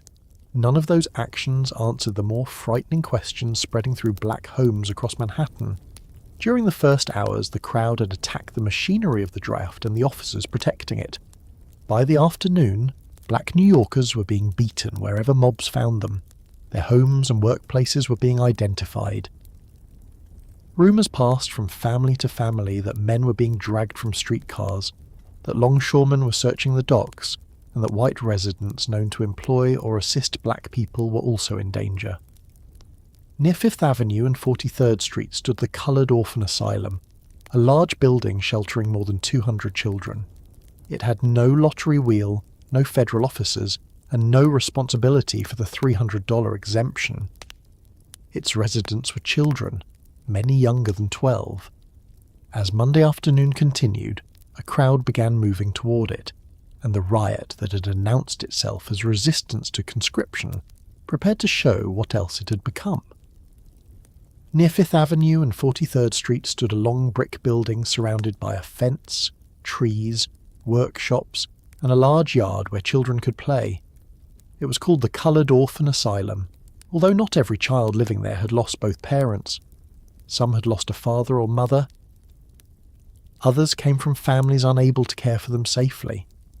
The institution provided food, clothing, shelter, schooling, religious instruction, and training intended to prepare the children for work when they were older.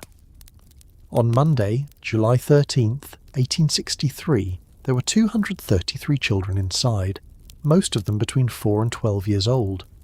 They had no responsibility for the draft, the war, the $300 exemption, or the political arguments filling New York's streets.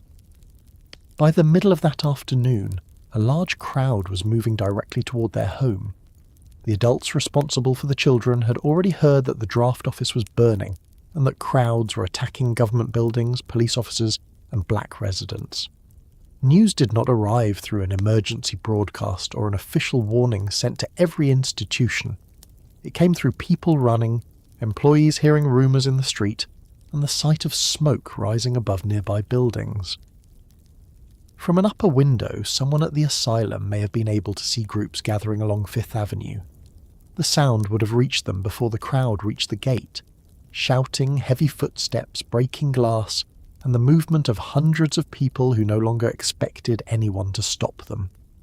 Imagine the difficulty of moving 233 children quickly. A group that large does not simply stand and leave. Some children are old enough to understand an instruction immediately. Others are frightened and begin asking questions. The youngest need to be guided by the hand. A child may be sick, asleep, or separated from the group. Shoes have to be found. Doors must be opened without allowing panic to spread. The adults cannot explain everything because they do not know everything themselves. They know only that remaining inside is no longer safe. Accounts differ on the exact manner of the escape. Some reported that the children were quietly led through the rear of the property while the mob demanded entry at the front. Other versions described people in the crowd allowing the children to pass.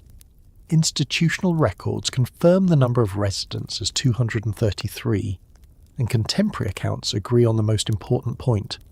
All of the children escaped the building alive. Some became separated during the flight, but adults protected them and helped reunite them with the larger group. The lack of one perfectly consistent account is understandable. People fleeing a violent crowd do not stop to create a clear record for future historians. They remember pieces, a gate opening, a child crying, a hand gripping another hand, adults ordering everyone to keep moving, and the building behind them disappearing from view. While the children were being removed, hundreds of rioters entered the asylum. They did not merely set a fire and leave. They moved through the rooms and took what they found. Beds, chairs, tables, clothing, kitchen supplies and other property were thrown outside or carried away. Furniture intended for children became loot. Objects that had been purchased through charitable donations were passed into the crowd. Once the useful property had been removed, the building was set on fire. The flames spread through the main structure, which was almost 200 feet long, and into the connected facilities. Workshops and schoolrooms burned. The play yard was damaged. Trees were cut with axes, shrubs were pulled from the ground, and sections of the fence were carried away. The superintendent's neighbouring residence was looted. The destruction went beyond what was required to stop the draft, frighten the government, or express anger about the commutation fee. The crowd was removing an institution created to support black children and destroying the physical evidence that those children had a recognised place in the city. The children were taken first toward a police station, where they remained under protection. That station was not a comfortable shelter for more than 200 frightened children, but it had walls, officers, and some possibility of defence. They stayed there until arrangements could be made to transfer them to Blackwell's Island. The asylum staff had saved their lives, but nearly everything familiar to them was gone. Their beds were gone, their classrooms were gone, their clothes and belongings had been stolen or burned. A child old enough to look back could see smoke rising from the place where he or she had slept that morning. The attack became one of the most widely reported events of the riots because even many white New Yorkers who held racist views believed that an orphan asylum should be protected. Newspapers across the country treated its destruction as evidence that the crowd had passed beyond political resistance into something much worse. Yet the children's survival should not hide the nature of the act. The mob spared their bodies while destroying their home.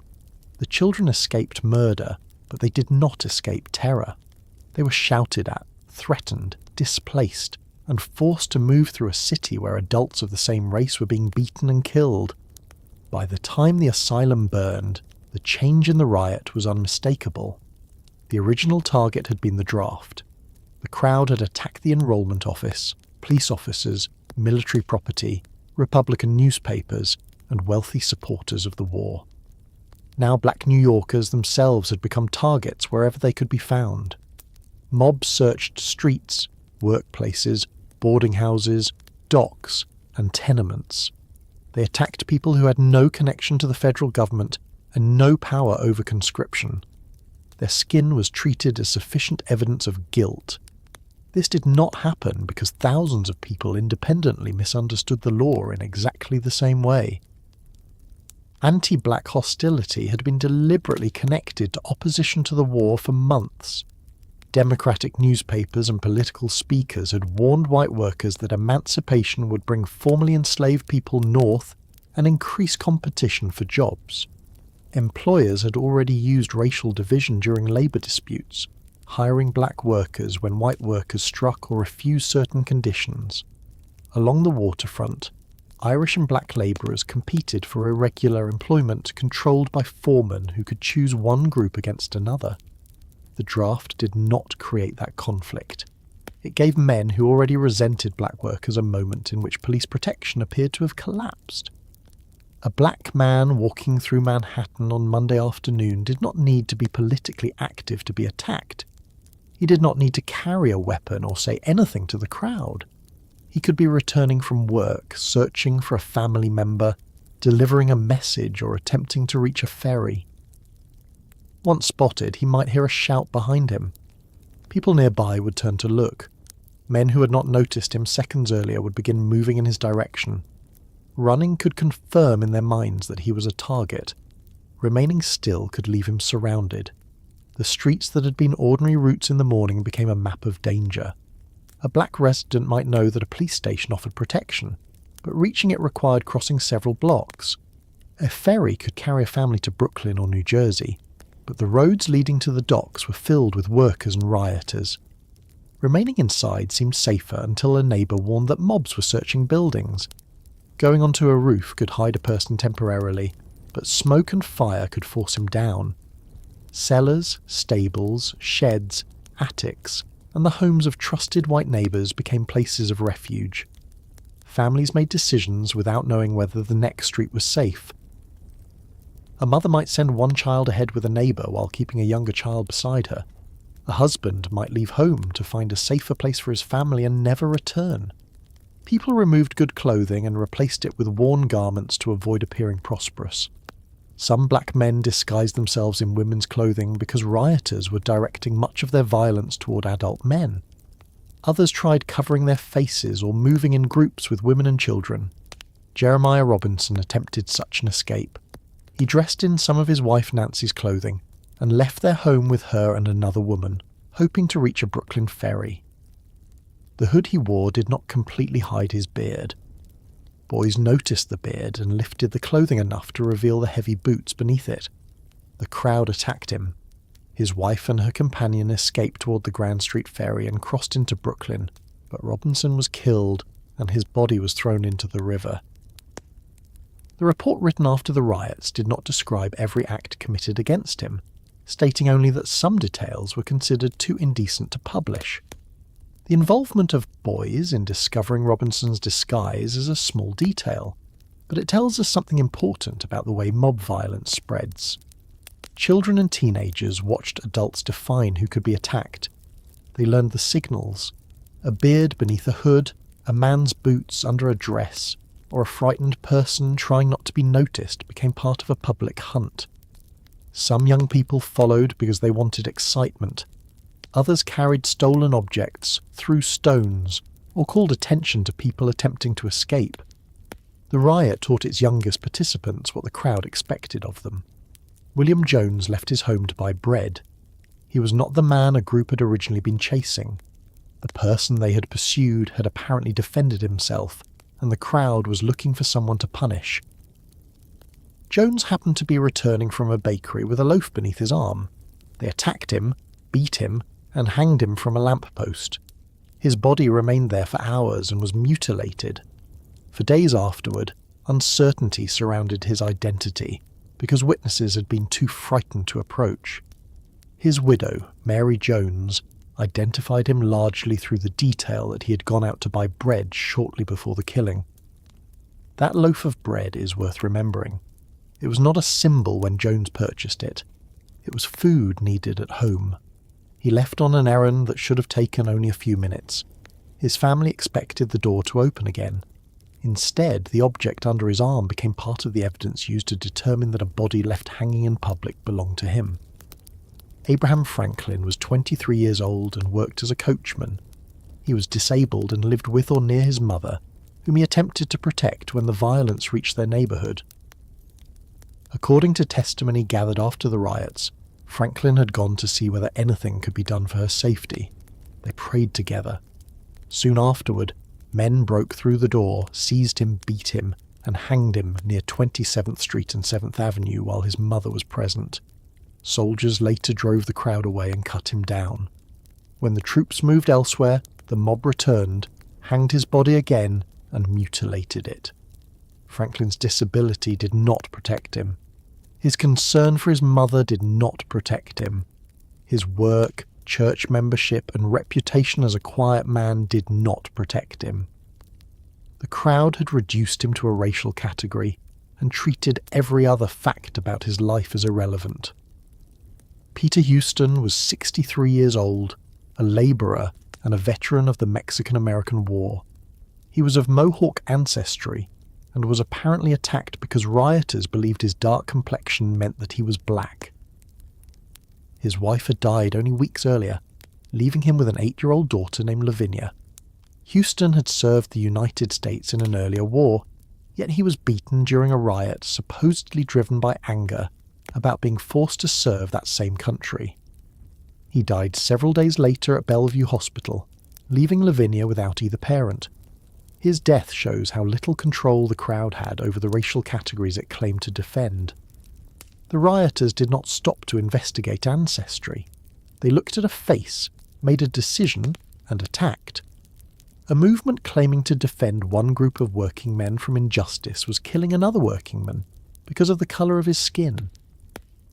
7-year-old Joseph Reed was among the children harmed during the riots. William Henry Nichols was attacked while trying to escape from a house on East 28th Street. His mother attempted to shield him. In the same building was a woman who had given birth only days earlier. Rioters forced their way inside with tools, tore bedding away, and searched for black men. The violence entered bedrooms and sick rooms. It reached people who could not run, women recovering from childbirth, elderly residents, and children who had no way to understand why strangers were breaking down the door. Not every attack resulted in a recorded death. Thousands of people experienced violence that left no name in the best-known histories. Men were struck with bricks, clubs, paving stones, and iron tools. Women were threatened while attempting to protect relatives. Families lost furniture, clothing, savings, business stock, documents, and tools. Houses were entered and emptied. A bed carried into the street might represent the largest possession a family owned. A set of work tools could mean the ability to earn wages. A small bundle of clothing might contain everything a child had. Some rioters attacked white residents who employed black workers, rented rooms to black tenants, operated interracial boarding houses, or attempted to offer protection. Landlords were warned that their buildings would be burned if black tenants remained. A landlord on 52nd Street threatened to put a woman and her 2 infants outside because he feared what the crowd would do to his property. She could find nowhere to move and went to a police station. Another landlord was threatened with hanging because he rented homes to black families. Fear encouraged people who might not have joined the mob to carry out part of its purpose by forcing black residents from their homes.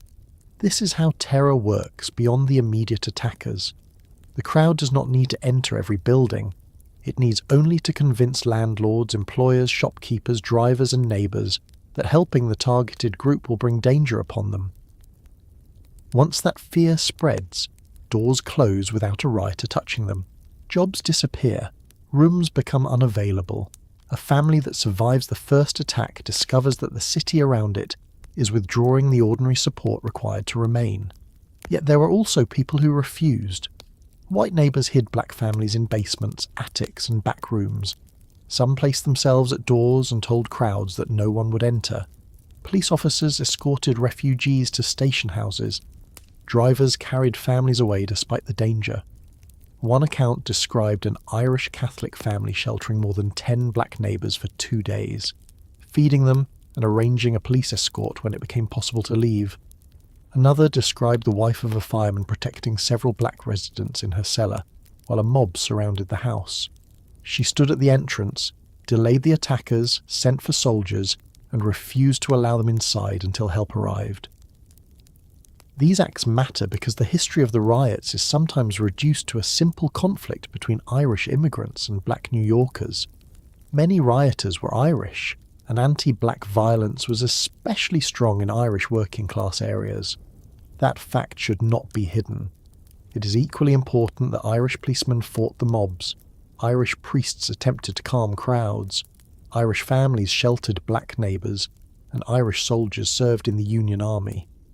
Black community leaders later argued that responsibility also belonged to political organisations and newspapers that had spent months teaching working people to connect their hardships with black freedom.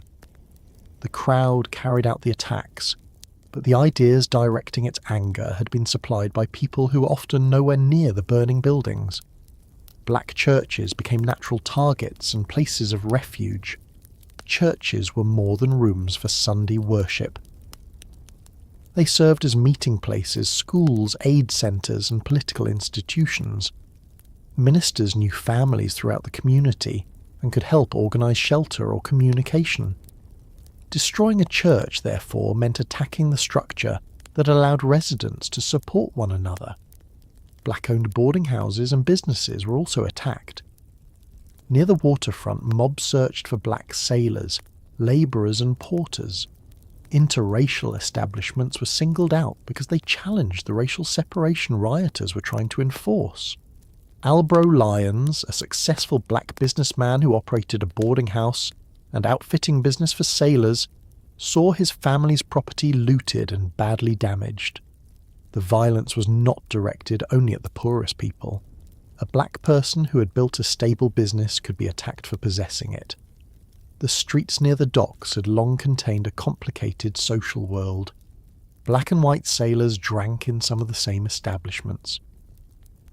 Workers shared rooms, entertainment and relationships across racial lines even while competing for employment. Rioters attacked boarding houses, dance halls and other places associated with that mixed community. They were not merely lashing out at random property. They were attempting to erase spaces where black New Yorkers lived publicly and where racial boundaries were less controlled than some white workers wanted them to be. The number of black people killed during the riots remains uncertain. Contemporary records were incomplete. Bodies may have been removed or thrown into rivers, and frightened families sometimes left the city without reporting what had happened. Estimates of the total death toll for all groups vary widely, though many accounts place it above 100. What is certain is that black residents were singled out for especially brutal treatment, and that a large portion of the city's black population was displaced. Homes, churches, businesses and institutions were damaged or destroyed across 4 days. Police stations became crowded shelters. Black families entered carrying whatever they had been able to save. Some arrived injured, others had lost relatives and did not know whether they were alive. Children slept in unfamiliar rooms surrounded by adults speaking in frightened voices. Food, clothing, bedding and medical attention had to be found, while officers were being sent repeatedly into street battles. Other refugees crossed ferries to Brooklyn, Williamsburg, New Jersey and points farther away. Ferry landings offered escape but were dangerous to reach. Families waited for opportunities to move when crowds had passed. People loaded their small supplies of furniture onto carts and attempted to leave while rioters shouted insults and threats. Some left with only the clothes they were wearing. A woman named Mrs. Simmons was driven from her East 28th Street home with 2 children before she could save clothing or possessions. Her son was serving as a sergeant in the 54th Massachusetts, one of the most famous black Union regiments, and had recently been captured during the assault on Fort Wagner. While he risked his life in federal uniform, a New York mob destroyed his mother's home. The timing was especially bitter. Black men were entering the Union Army in increasing numbers, accepting lower pay than white soldiers initially received, and facing the possibility of execution or enslavement if captured by Confederate forces. Their families in New York could point to military service as proof of loyalty. The mob did not care. It attacked them while claiming that black people were avoiding the sacrifices demanded of white workers. By Tuesday morning, the terror was no longer confined to the first day's crowds. Black residents who had survived Monday had to decide whether to remain hidden, seek a police escort, or attempt to leave Manhattan. Rumours announced new attacks before they occurred. A knock at the door could mean a friend bringing help, or men coming to search the building. Smoke elsewhere in the city might come from a military target, a shop, a private home, or another black institution. New York continued functioning in fragments. Some streets remained relatively calm while violence consumed neighbourhoods only a short distance away. A resident could walk several blocks without seeing a crowd, and then turn a corner into a barricade, burning building, or group carrying clubs. This unevenness made the danger harder to judge. People did not know whether calm meant safety, or only that the mob had not arrived yet. Officials now understood that police clubs alone would not end the crisis.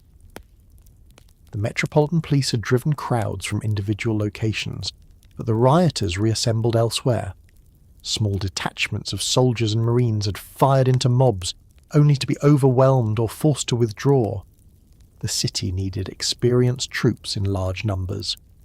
Those troops were still returning from the campaign in Pennsylvania. Some had marched and fought around Gettysburg less than 2 weeks earlier. They had seen fields covered with soldiers, endured artillery fire, and followed the Confederate army as it retreated toward Virginia. Now orders began redirecting regiments toward New York.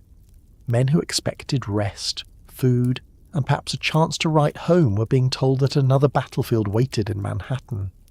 As Tuesday moved toward evening, barricades rose across avenues, telegraph lines came down, and crowds armed themselves with stolen guns. Police headquarters prepared larger forces. Military commanders gathered artillery. Black families remained hidden in cellars, stations, churches, and homes belonging to people willing to protect them. The burning of the orphan asylum and the bodies left beneath lampposts had shown what happened when the government lost control of the streets. The next question was how much force it would use to take them back. By Tuesday morning, New York had already learned that policemen with wooden clubs could clear one street without controlling the city. A crowd driven from an avenue might divide into smaller groups, disappear through side streets, and gather again around another target. Police headquarters could send 200 officers toward a burning building and receive 3 new reports before those men arrived. Telegraph wires had been cut in several districts. Streetcars had stopped running on important routes. Black families were hiding in station houses, cellars, churches, and the homes of neighbours. More than 50 buildings would be burned before Wednesday morning, including draft offices, police stations, private homes, and the coloured orphan asylum. The men directing the response now needed something the city did not possess in sufficient numbers when the violence began. Trained soldiers prepared to fire into a crowd that refused to disperse. The absence of troops had not happened by accident. New York's organised militia regiments had been called away during the emergency created by Robert E. Lee's invasion of Pennsylvania. Only 10 days earlier, Union and Confederate armies had fought at Gettysburg. New York units had marched south to protect Pennsylvania, Baltimore, Washington, and the routes connecting them. The government had expected those men to face Confederate soldiers. It had not expected a major uprising to begin behind them in Manhattan while the campaign was still ending. The draft therefore resumed at the moment when the city was unusually exposed. There were soldiers in and around New York Harbor, but many belonged to small detachments scattered among forts, arsenals, recruiting posts, and federal facilities. Some were members of the Invalid Corps, men no longer fit for the hardest field service because of wounds, illness, or disability, but still capable of guard duty. Marines and sailors could be brought from the Navy Yard or ships. Artillery could be obtained from Governor's Island. None of these forces alone was large enough to patrol a city of more than 800,000 people, while mobs operated in several neighbourhoods at once. Command was also divided. Major General Johnny Wool headed the Department of the East. He was an old and experienced officer, but the emergency required coordination among federal troops, state militia, city police, the mayor, the governor, and military officers responsible for the harbour defences. Brigadier General Harvey Brown, who commanded federal forces in New York Harbour, became especially important because he was willing to work directly from police headquarters with Commissioner Thomas Acton. Brown and Acton could combine military firepower with police knowledge of the streets. Soldiers knew how to move in formation and use rifles or artillery. Police officers knew which alleys connected to which avenues, where crowds were gathering, and which buildings could become strong points. That partnership was necessary because an infantry company entering Manhattan without guides could become trapped very quickly. The modern street grid already existed over much of the island, but construction yards, railroad cuts, vacant lots, lumber piles, workshops, and unfinished streets complicated movement in the industrial districts. A column marching along an avenue could be attacked from roofs, windows, doorways, and intersecting streets. Soldiers trained to face an enemy across an open field now had to watch every building above them. The difference between a battlefield and a city street can look obvious from a safe distance. On a battlefield, the enemy usually wears another uniform and occupies a recognisable line. In Manhattan, a soldier might see a crowd containing armed rioters, unarmed spectators, women carrying supplies, boys throwing stones, residents trying to escape, and people who had only stepped outside to discover why everyone else was running. A rifle fired down an avenue did not stop when it reached the person at whom it was aimed. A musket ball could pass through a wooden door or strike someone watching from a window.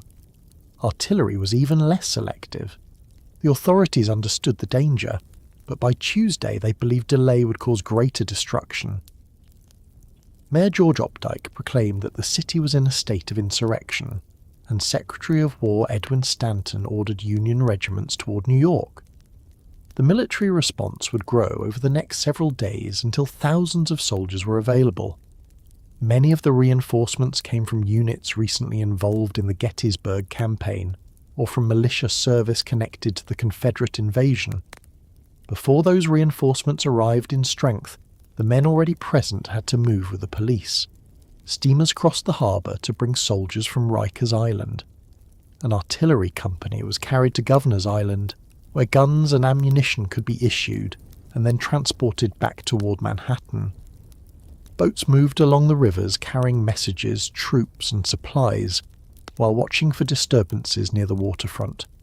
The harbour, normally the city's route for commerce, became the safest way to shift armed forces around streets blocked by crowds. Governor Horatio Seymour arrived in the city on Tuesday and addressed a large gathering near City Hall. He told the people before him that he had asked Washington to suspend the draft and urged them to return home. His use of friendly language toward the crowd was praised by supporters who believed persuasion could prevent more bloodshed, and condemned by opponents who believed he was treating insurrectionists as legitimate political partners. Seymour's appearance dispersed some listeners, but no speech could reach every armed group operating farther uptown.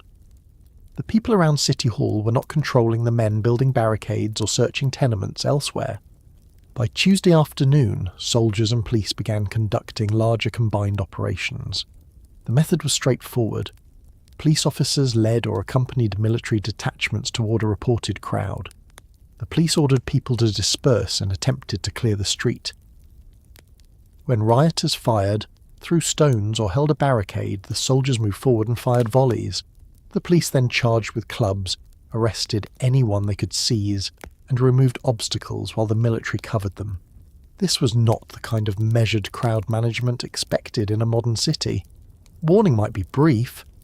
A volley from Civil War rifles sent many bullets into a broad area. Smoke from black powder could hide the street after the first discharge. Soldiers then had to reload while listening for shots coming through the smoke. They bit paper cartridges, poured powder, rammed ammunition down the barrel, raised the weapon, and waited for another command. People who remained in front of them had several seconds to run, fire back, or continue throwing stones. On 9th Avenue, rioters had cut down telegraph poles between 37th and 43rd Streets. They used the wire to fasten wagons and carts together across the road, creating a series of barricades at intersections. A barricade made from ordinary city objects could be assembled quickly. A delivery cart was pulled sideways. Another wagon was overturned beside it. Telegraph wire tied the wheels and frames together. Furniture, boxes, timber, stones and barrels filled the gaps. Men armed with pistols or muskets positioned themselves behind the barrier or in nearby buildings. At about 6 on Tuesday evening, regular troops under Captain Wesson reached the area. Police advanced toward the first obstruction and attempted to remove it. Gunfire and stones came from the rioters beyond. The police fell back and the soldiers moved into position.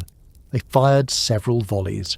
When the crowd retreated, officers went forward and began pulling the barricade apart. The rioters gathered again farther along the avenue, forcing the troops to repeat the process. Soldiers fired while advancing. Police followed, dragging carts aside and cutting wire. One intersection after another had to be cleared because leaving even one barricade intact gave the crowd a place to return. Picture what this meant for the families living above the avenue. A mother hears men shouting below and pulls her children away from the front room. Someone begins firing from a doorway. Soldiers answer with a volley. The windows shake. Plaster falls from the wall. The family does not know whether remaining on the floor is safer than entering the hallway. If they leave the building, they may step between the crowd and the troops. If they stay, a bullet may enter through the window. Their home has become part of a defensive position without their consent. The barricades were removed, but violence continued after dark. Around midnight, a mob attacked a black church on West 30th Street between 7th and 8th Avenues. The rioters had axes and apparently decided against burning the structure because fire might spread to property belonging to white residents nearby. They began breaking it apart instead. Police arrived and charged, only to receive gunfire from the street, alleys, and doorways. Officers and soldiers returned fire, then moved in with clubs. The fight left bodies and wounded men in the area. The church survived, but only because armed force arrived before the mob completed the destruction. Tuesday night did not feel like victory to the authorities. Police companies returned to headquarters exhausted, their uniforms torn, their clubs damaged, and their numbers reduced by injury. Soldiers slept where they could, or remained standing on guard. Prisoners crowded temporary holding areas. Officers received reports of armed groups still moving through the industrial wards. The rain and darkness reduced some activity, but no one knew whether Wednesday would bring smaller crowds or a much larger attempt to seize the city. For the soldiers coming north, Manhattan may have seemed like the last place where they should be needed. Some had marched for weeks during the Gettysburg campaign. They had slept in fields, eaten hard bread and salt meat, crossed rivers, and followed roads filled with ambulances. They had heard artillery for hours and seen regiments lose men in minutes. Those whose units had fought directly at Gettysburg had passed bodies still waiting for burial, and wounded soldiers lying in barns, houses, and field hospitals. A train carrying such men toward New York did not carry rested ceremonial troops. Uniforms were stained with dust, sweat, and rain. Shoes were worn. Some regiments had missing officers, empty places in companies, and men whose closest friends had been killed less than 2 weeks earlier. The country had called them heroes for stopping Lee's invasion. The next order required them to load their rifles against civilians in the nation's largest city. The moral difference may have been clear in the official order. The men in the streets were resisting federal law, attacking police, burning buildings, and killing black residents. They were not peaceful petitioners. Even so, the physical experience could be deeply unsettling. A soldier who had fired at a Confederate line knew that the people in front of him were enemy troops trying to kill him. In New York, he might hear the same accent spoken by men from his own neighborhood. He might recognize the name of a street where a relative lived. He could be facing workers who had cheered his regiment when it first left the city. Several New York regiments began arriving on July 15th. The Smithsonian's account of the Steinway family records that William Steinway's brother Albert returned with the 5th Regiment that day, directly from recent military duty. Other troops and militia units followed. The 36th New York Infantry, already on its way home for muster-out after long service that included the Peninsula, Antietam, Fredericksburg and Chancellorsville, performed duty in New York during the riots before its remaining men were discharged. The 7th Regiment of the New York State Militia reached the city on July 16th, after service in Maryland connected to the Gettysburg emergency. The arrival of organised regiments changed the balance. Rioters could overwhelm a small squad of police or attack a dozen invalid soldiers. It was much harder to stand against hundreds of infantry moving in formation with loaded rifles, supported by artillery and followed by police. The crowd still had an advantage in local knowledge and could disappear into buildings, but it could no longer assume that the government's force would run out after one volley. One of the most serious areas lay along 1st and 2nd Avenues in the East Side Industrial District. Foundries, workshops, lumber yards, railroad facilities, and tenements stood close together. Many labourers lived near the places where they worked. Streets could fill quickly when factory bells stopped, and men poured outside. Weapons taken from armories, shops, private homes and police stations had entered the neighbourhood. People fired from windows and rooftops, making every approach dangerous. Jackson's foundry on East 28th Street became an important target. Rioters threatened to destroy it, and a military column with a howitzer moved toward the building. At 23rd Street and 1st Avenue, the soldiers came under fire. They continued through the attack without immediately answering. The firing and stone throwing followed them towards 2nd Avenue. Near 25th Street, the artillery crew unlimbered the howitzer. The sight of the gun caused the crowd to pull back, but the retreat did not last. The rioters followed and attacked again as the column approached the foundry. Another crowd appeared from 1st Avenue. The foundry doors were locked, delaying the troops while gunfire came from behind and from nearby streets. A howitzer was a compact artillery piece that could be moved through city streets more easily than a heavy field cannon. Its presence changed the argument immediately. A mob could ignore a police warning or believe that soldiers would fire over their heads. An artillery crew preparing a gun at close range offered a much clearer message. If loaded with canister, the weapon could release many small projectiles across the width of a street, turning one discharge into something like an enormous shotgun blast. The authorities did not need to fire the gun every time to make it effective. Unlimbering meant detaching the piece from its carriage, positioning it, bringing ammunition forward, and preparing to fire. Anyone watching understood the sequence. The crowd then had to decide whether the soldiers were bluffing. By Wednesday, after several deadly volleys elsewhere, fewer people were willing to test the answer. Police and military reinforcements fought their way toward the foundry and drove back the attackers. The building was saved, but the surrounding streets remained active. The crowd did not need to hold the foundry permanently to keep the government occupied. It could fire, retreat, enter tenements, cross roofs, and reappear 2 blocks away. Farther south, another combined force under Inspector Joseph Dilks and military officers moved through the area around 21st and 22nd Streets.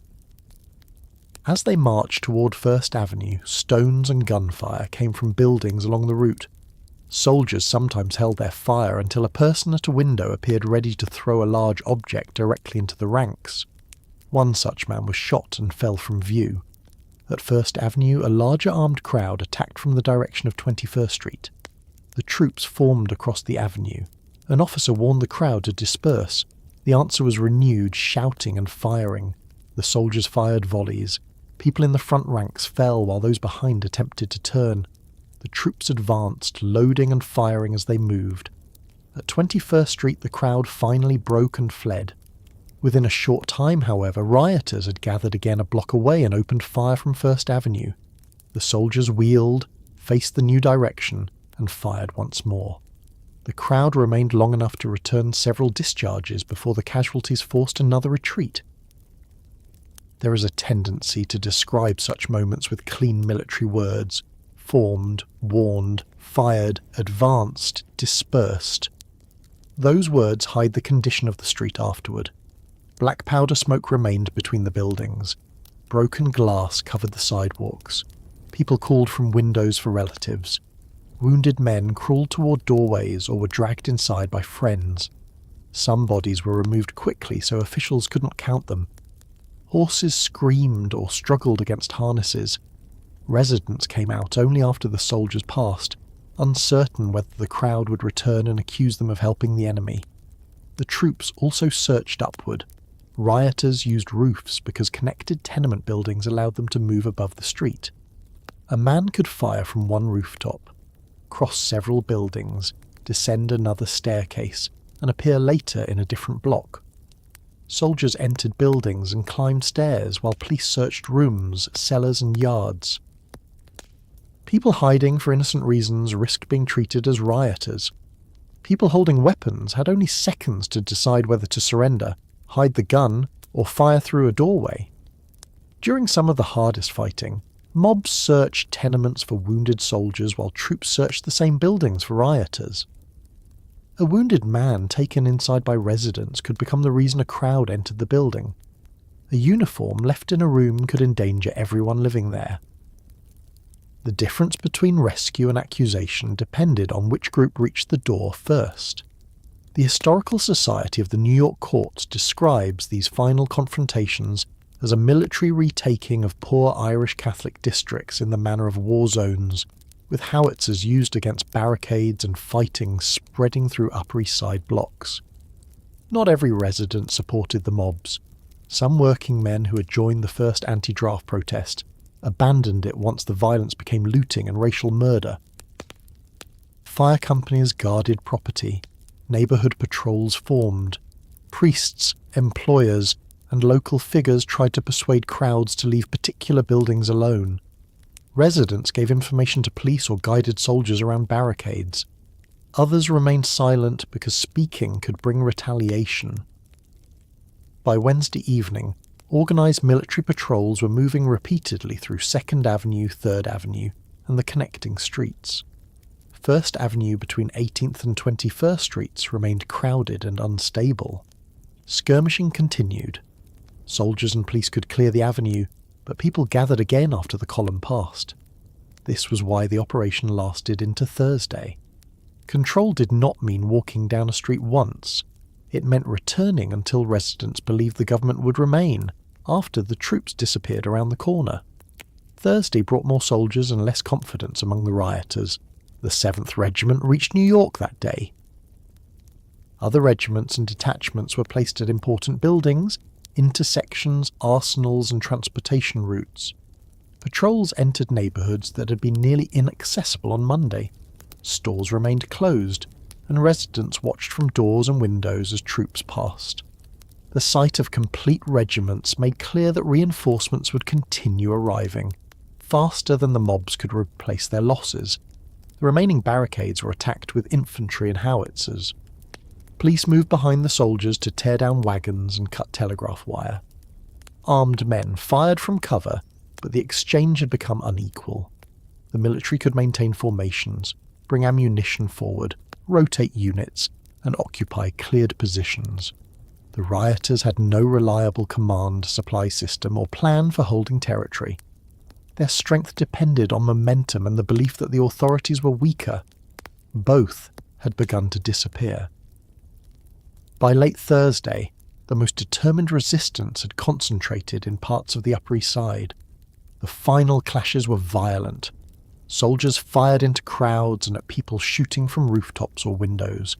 Rioters answered from buildings and behind obstructions.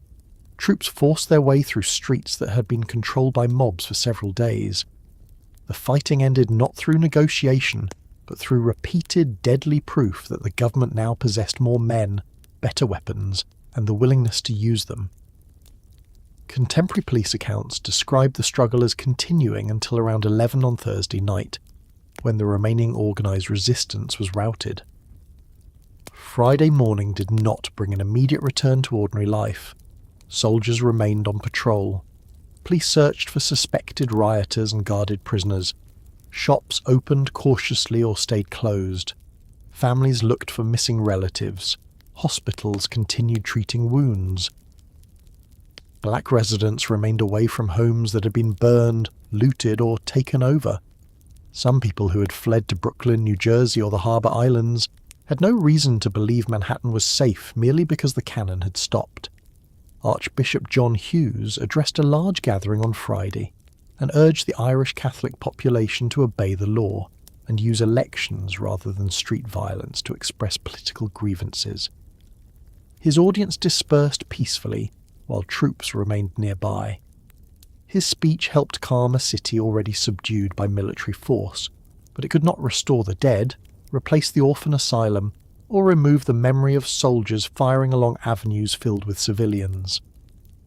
The government had retaken Manhattan. That sentence sounds cleaner than the reality.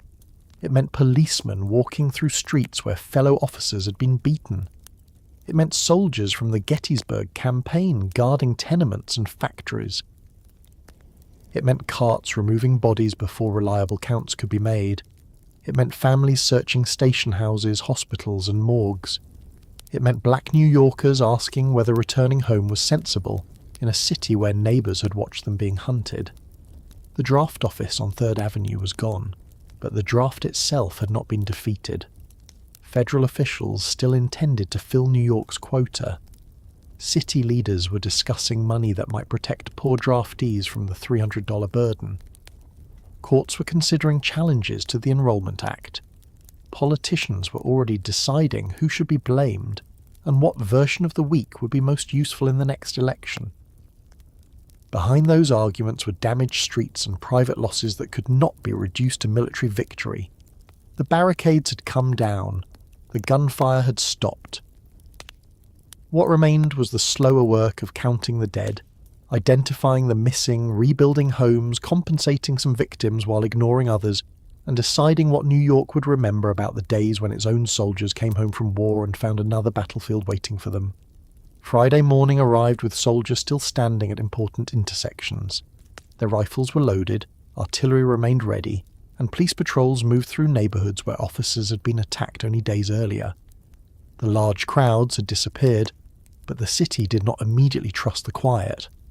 A few men gathered at corners and were ordered to move along. Shopkeepers raised their shutters slowly, looking up and down the street before opening their doors completely. Streetcars began returning to some routes. Delivery wagons moved around the remains of barricades.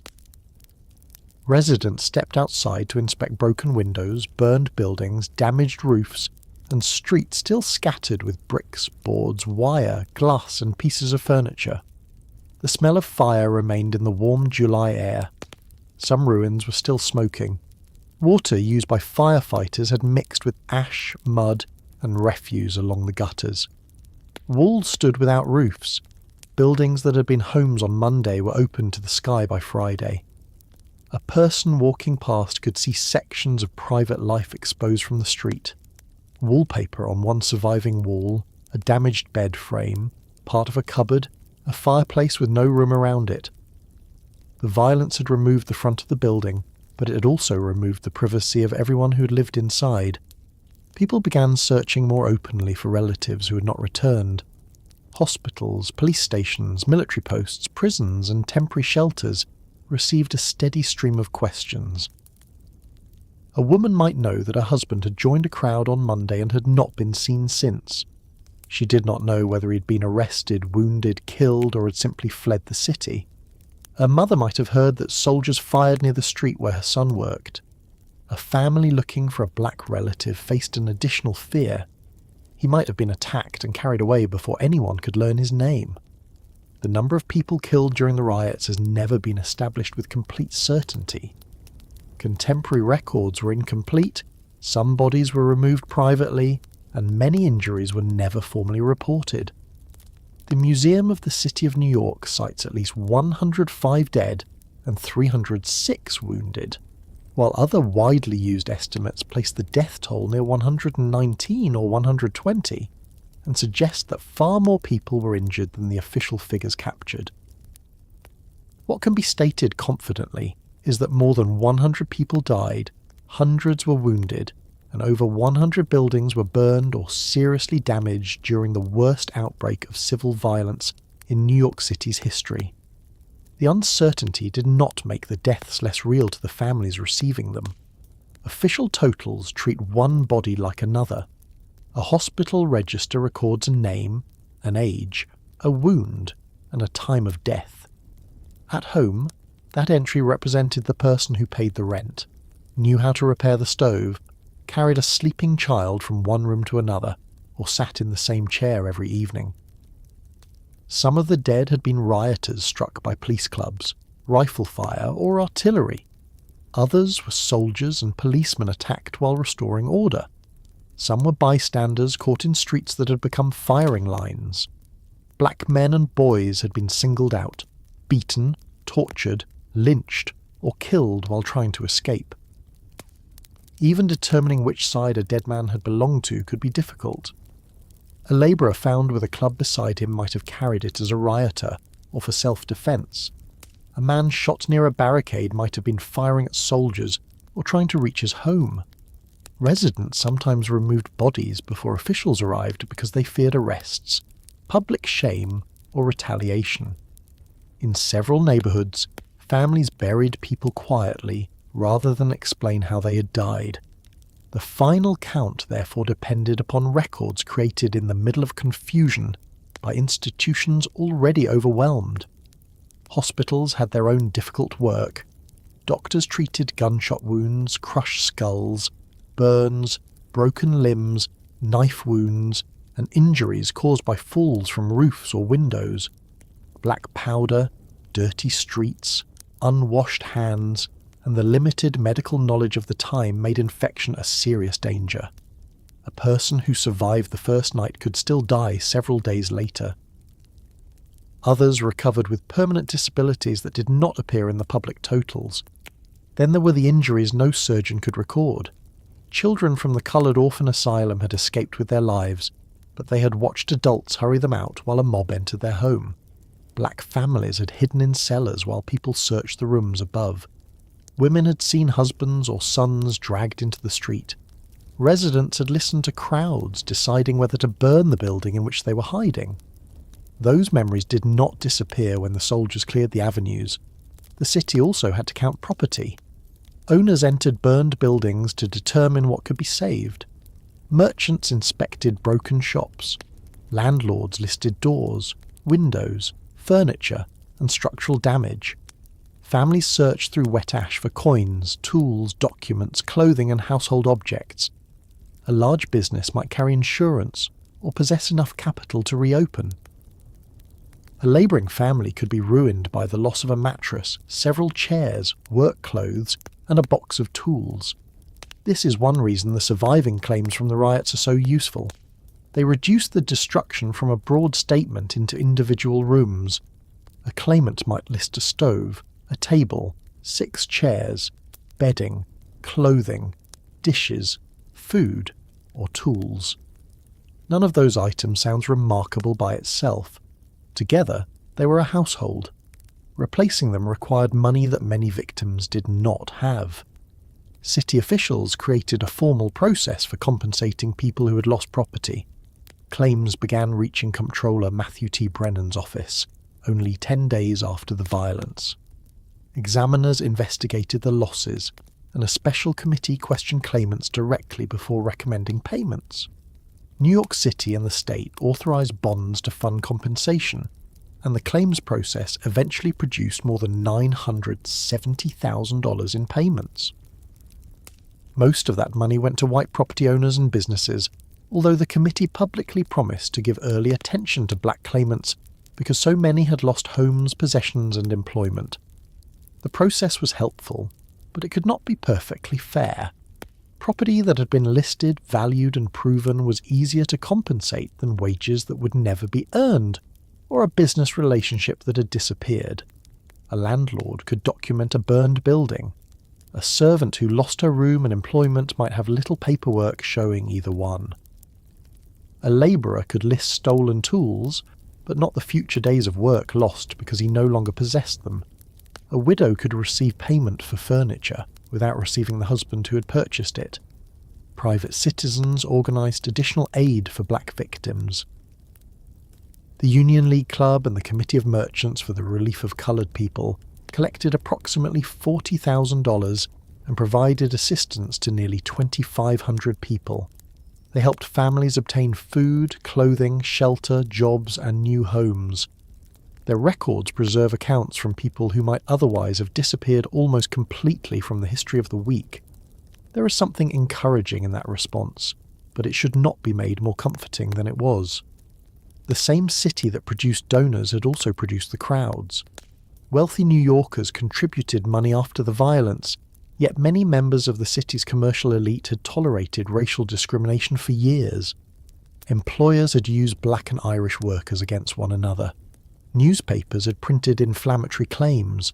Politicians had encouraged white workers to see emancipation as a threat. Relief treated the injuries after the attack. It did not remove the conditions that had made the attack possible. Black ministers thanked the merchants who offered help while making that limitation clear. Henry Highland Garnet and other religious leaders argued that black New Yorkers did not want permanent dependence upon charity. They wanted protection while seeking honest work, equal access to employment, and the chance to support themselves without being driven from jobs by racial hostility. Their request was practical.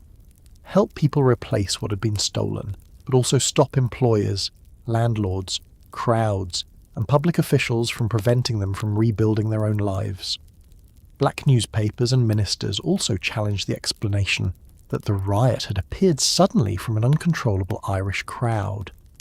They did not deny the large participation of Irish labourers or the brutality directed toward black residents.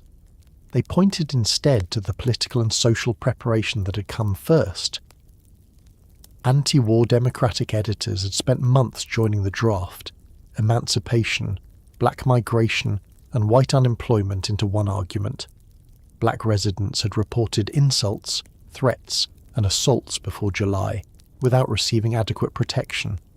The riot, they insisted, had been growing long before the first government office burned. This interpretation also left room for another important truth.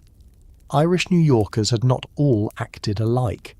Irish policemen fought the mobs. Irish soldiers returned to restore order. Priests tried to calm their parishioners. Irish families sheltered black neighbours. Some workers who opposed the draft refused to participate in racial attacks. The rioters were responsible for what they did, but an entire immigrant population could not honestly be placed inside one crowd. That distinction mattered to Irish families who had already lost sons in Union uniform. The Irish Brigade had suffered severely at Antietam and Fredericksburg. Men with Irish names appeared throughout the casualty lists of the war. A mother whose son had died fighting the Confederacy could look at the destruction and feel anger toward the government, the rioters, or both. An immigrant community could contain soldiers, policemen, labourers, political organisers, rescuers, looters, and frightened families at the same time. Black New Yorkers faced a more immediate question than how historians would assign responsibility. They had to decide whether to return. Some refugees came back after police and soldiers declared their streets secure. They found broken doors, missing furniture, burned rooms, and landlords unwilling to let them remain. Employers who had previously hired black workers sometimes refused to take them back because they feared another attack by white labourers. A person could survive the riot, receive food from a relief committee, and still discover that the city had removed the two things required for staying, a place to live and a place to work. Many families therefore left Manhattan permanently. Some moved across the East River into Brooklyn or Williamsburg. Others went to New Jersey, Rhode Island, or communities farther away. Albro Lyons, whose boarding house and business had served black sailors, escaped with his family and never again made New York City their home. By 1864 or 1865, depending on the census measure used, Manhattan's black population had fallen to its lowest level since 1820, dropping to roughly, or just under 10,000. The riot changed not only the lives of individual families, but the racial geography of the city. The public life of Manhattan became more visibly white. That change was not caused only by the people killed. It came from the people frightened away, the landlords who refused rooms, the employers who closed jobs, and the parents who decided that raising children elsewhere was safer. A population can be driven out without every family being physically forced onto a ferry. It is enough to make ordinary life repeatedly dangerous. The Colored Orphan Asylum could not simply rebuild on the same Fifth Avenue ground as though nothing had happened. Nearby property owners resisted its return.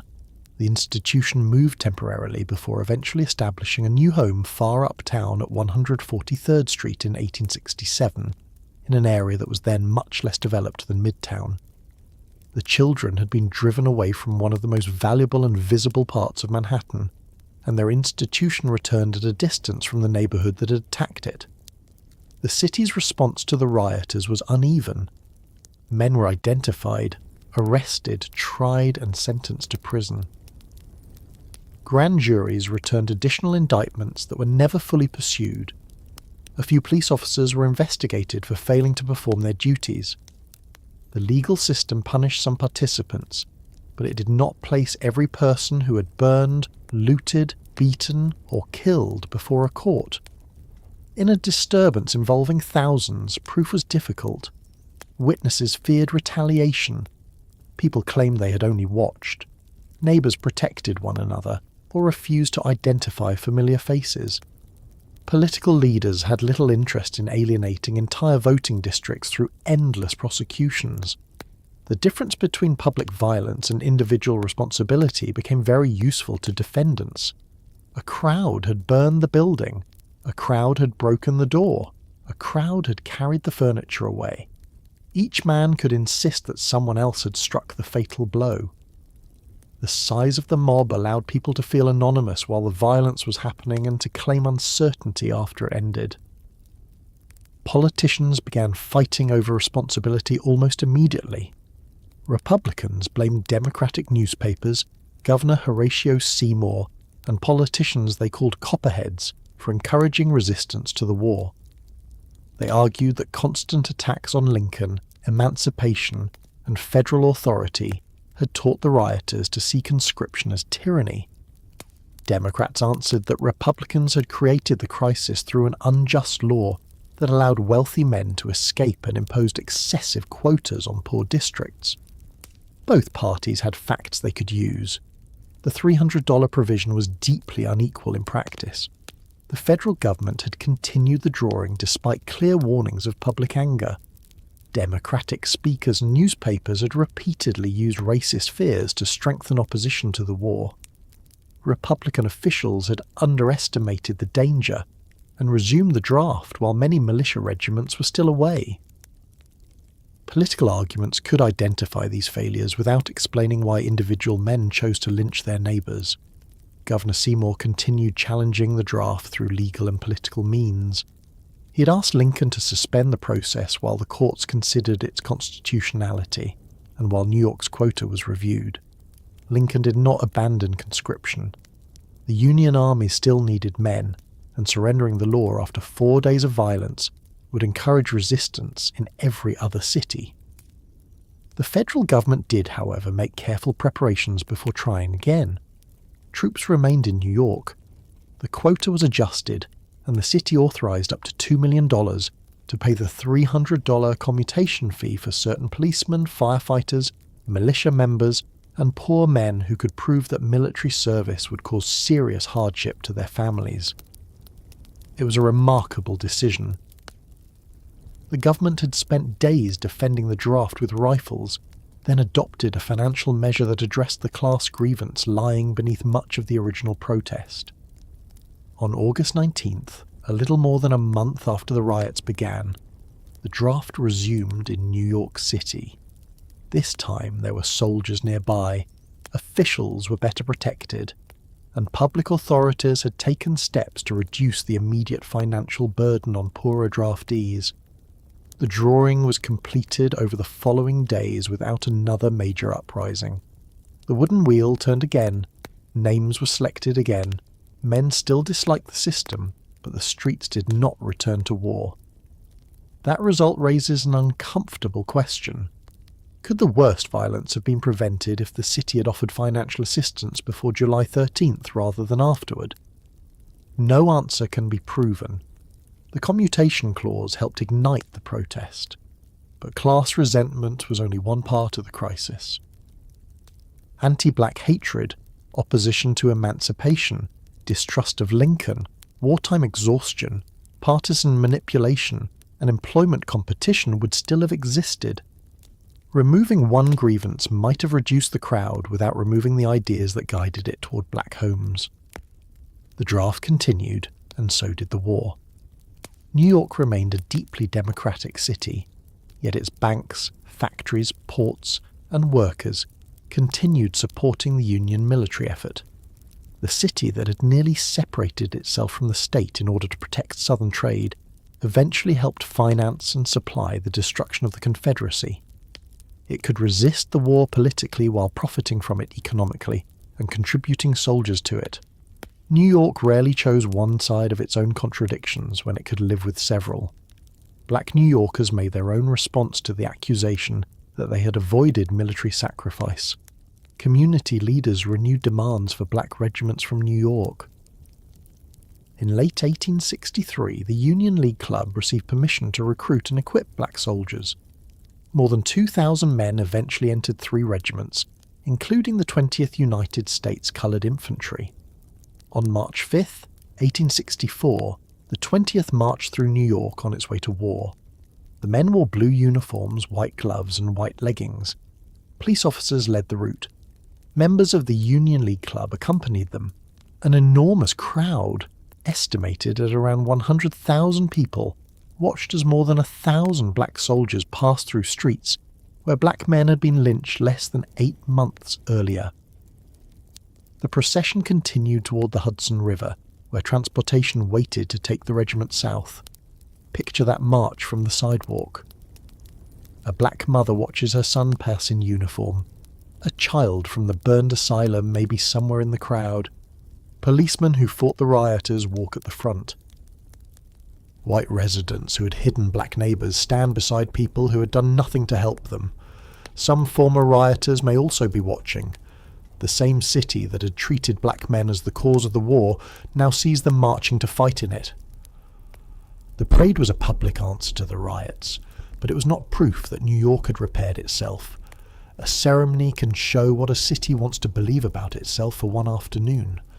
It cannot restore families who have left, guarantee equal employment, or remove fear from a person returning to a street where a lynching occurred. The regiment's discipline and patriotism were praised partly because white observers used them to contrast black soldiers with the disorder of white workers. Even in praise, black men could be treated as symbols rather than complete individuals with their own reasons for serving. The riots revealed several things at once. They showed that the federal government could demand military service, but could not assume that every citizen would consider that demand fair. They showed that class inequality could turn a necessary wartime law into a symbol of privilege. They showed how quickly political language about race could become physical violence when authority weakened. They showed that a worker suffering genuine injustice could still choose to attack someone more vulnerable rather than the people who controlled his wages or wrote the law. They also revealed how fragile a city's order could be. New York depended on people accepting rules that were enforced by a relatively small number of officers. Once crowds discovered that police could be overwhelmed, ordinary objects became weapons and barriers. Streetcars became barricades, telegraph wire became a trap across an avenue, furniture became fuel, a public building became a fortress. For 4 days, the normal machinery of the city continued only where someone had enough force to protect it. There was another lesson in the people who refused to join. Residents opened doors to hunted neighbours. Firefighters protected buildings. Policemen returned to duty after seeing fellow officers beaten nearly to death. Black and white families defended shared alleys. Priests, ministers, doctors, nurses, merchants, drivers, and ordinary householders made decisions that saved lives. Those actions did not erase the terror. They demonstrate that the crowd's behaviour was never inevitable. People standing in the same streets, hearing the same rumours, made different choices. Calling the event the draft riots has always been useful because the draft provided the immediate cause. The name can also hide part of what happened. Resistance to conscription explains why workers gathered outside the Provost Marshal's office. It does not fully explain the burning of an orphanage, the destruction of black churches, or the bodies left hanging from lampposts. For black New Yorkers, this was not only a draft riot. It was a campaign of racial terror carried out in public, while the government struggled to recover control. The wooden lottery wheel had been destroyed on Monday, because working men believed it had reduced them to names available for military use. During the hours that followed, crowds performed a similar reduction upon black residents. They stopped seeing coachmen, sailors, mothers, children, church members, business owners, veterans, and neighbours. They saw only a race they had been taught to blame. That may be the clearest thing the smoke revealed. New York's divisions were not separate problems sitting quietly beside one another. The unfairness of conscription, the desperation of labour, the power of wealth, anti-immigrant prejudice, party politics, slavery, emancipation, and racism were connected inside the same city. When the draft placed enough pressure upon them, they broke into the open together. The streets were repaired, the burned buildings were replaced or abandoned. The draft resumed, soldiers left for the south, businesses reopened, and newspapers moved on to the next battles of the war. Yet for the families who boarded ferries and never returned, the week did not become an old disturbance that the city had survived. It became the reason they no longer trusted New York as a home, and long after the last barricade had been removed, that absence remained visible in the neighbourhoods, workplaces, churches, and lives left behind.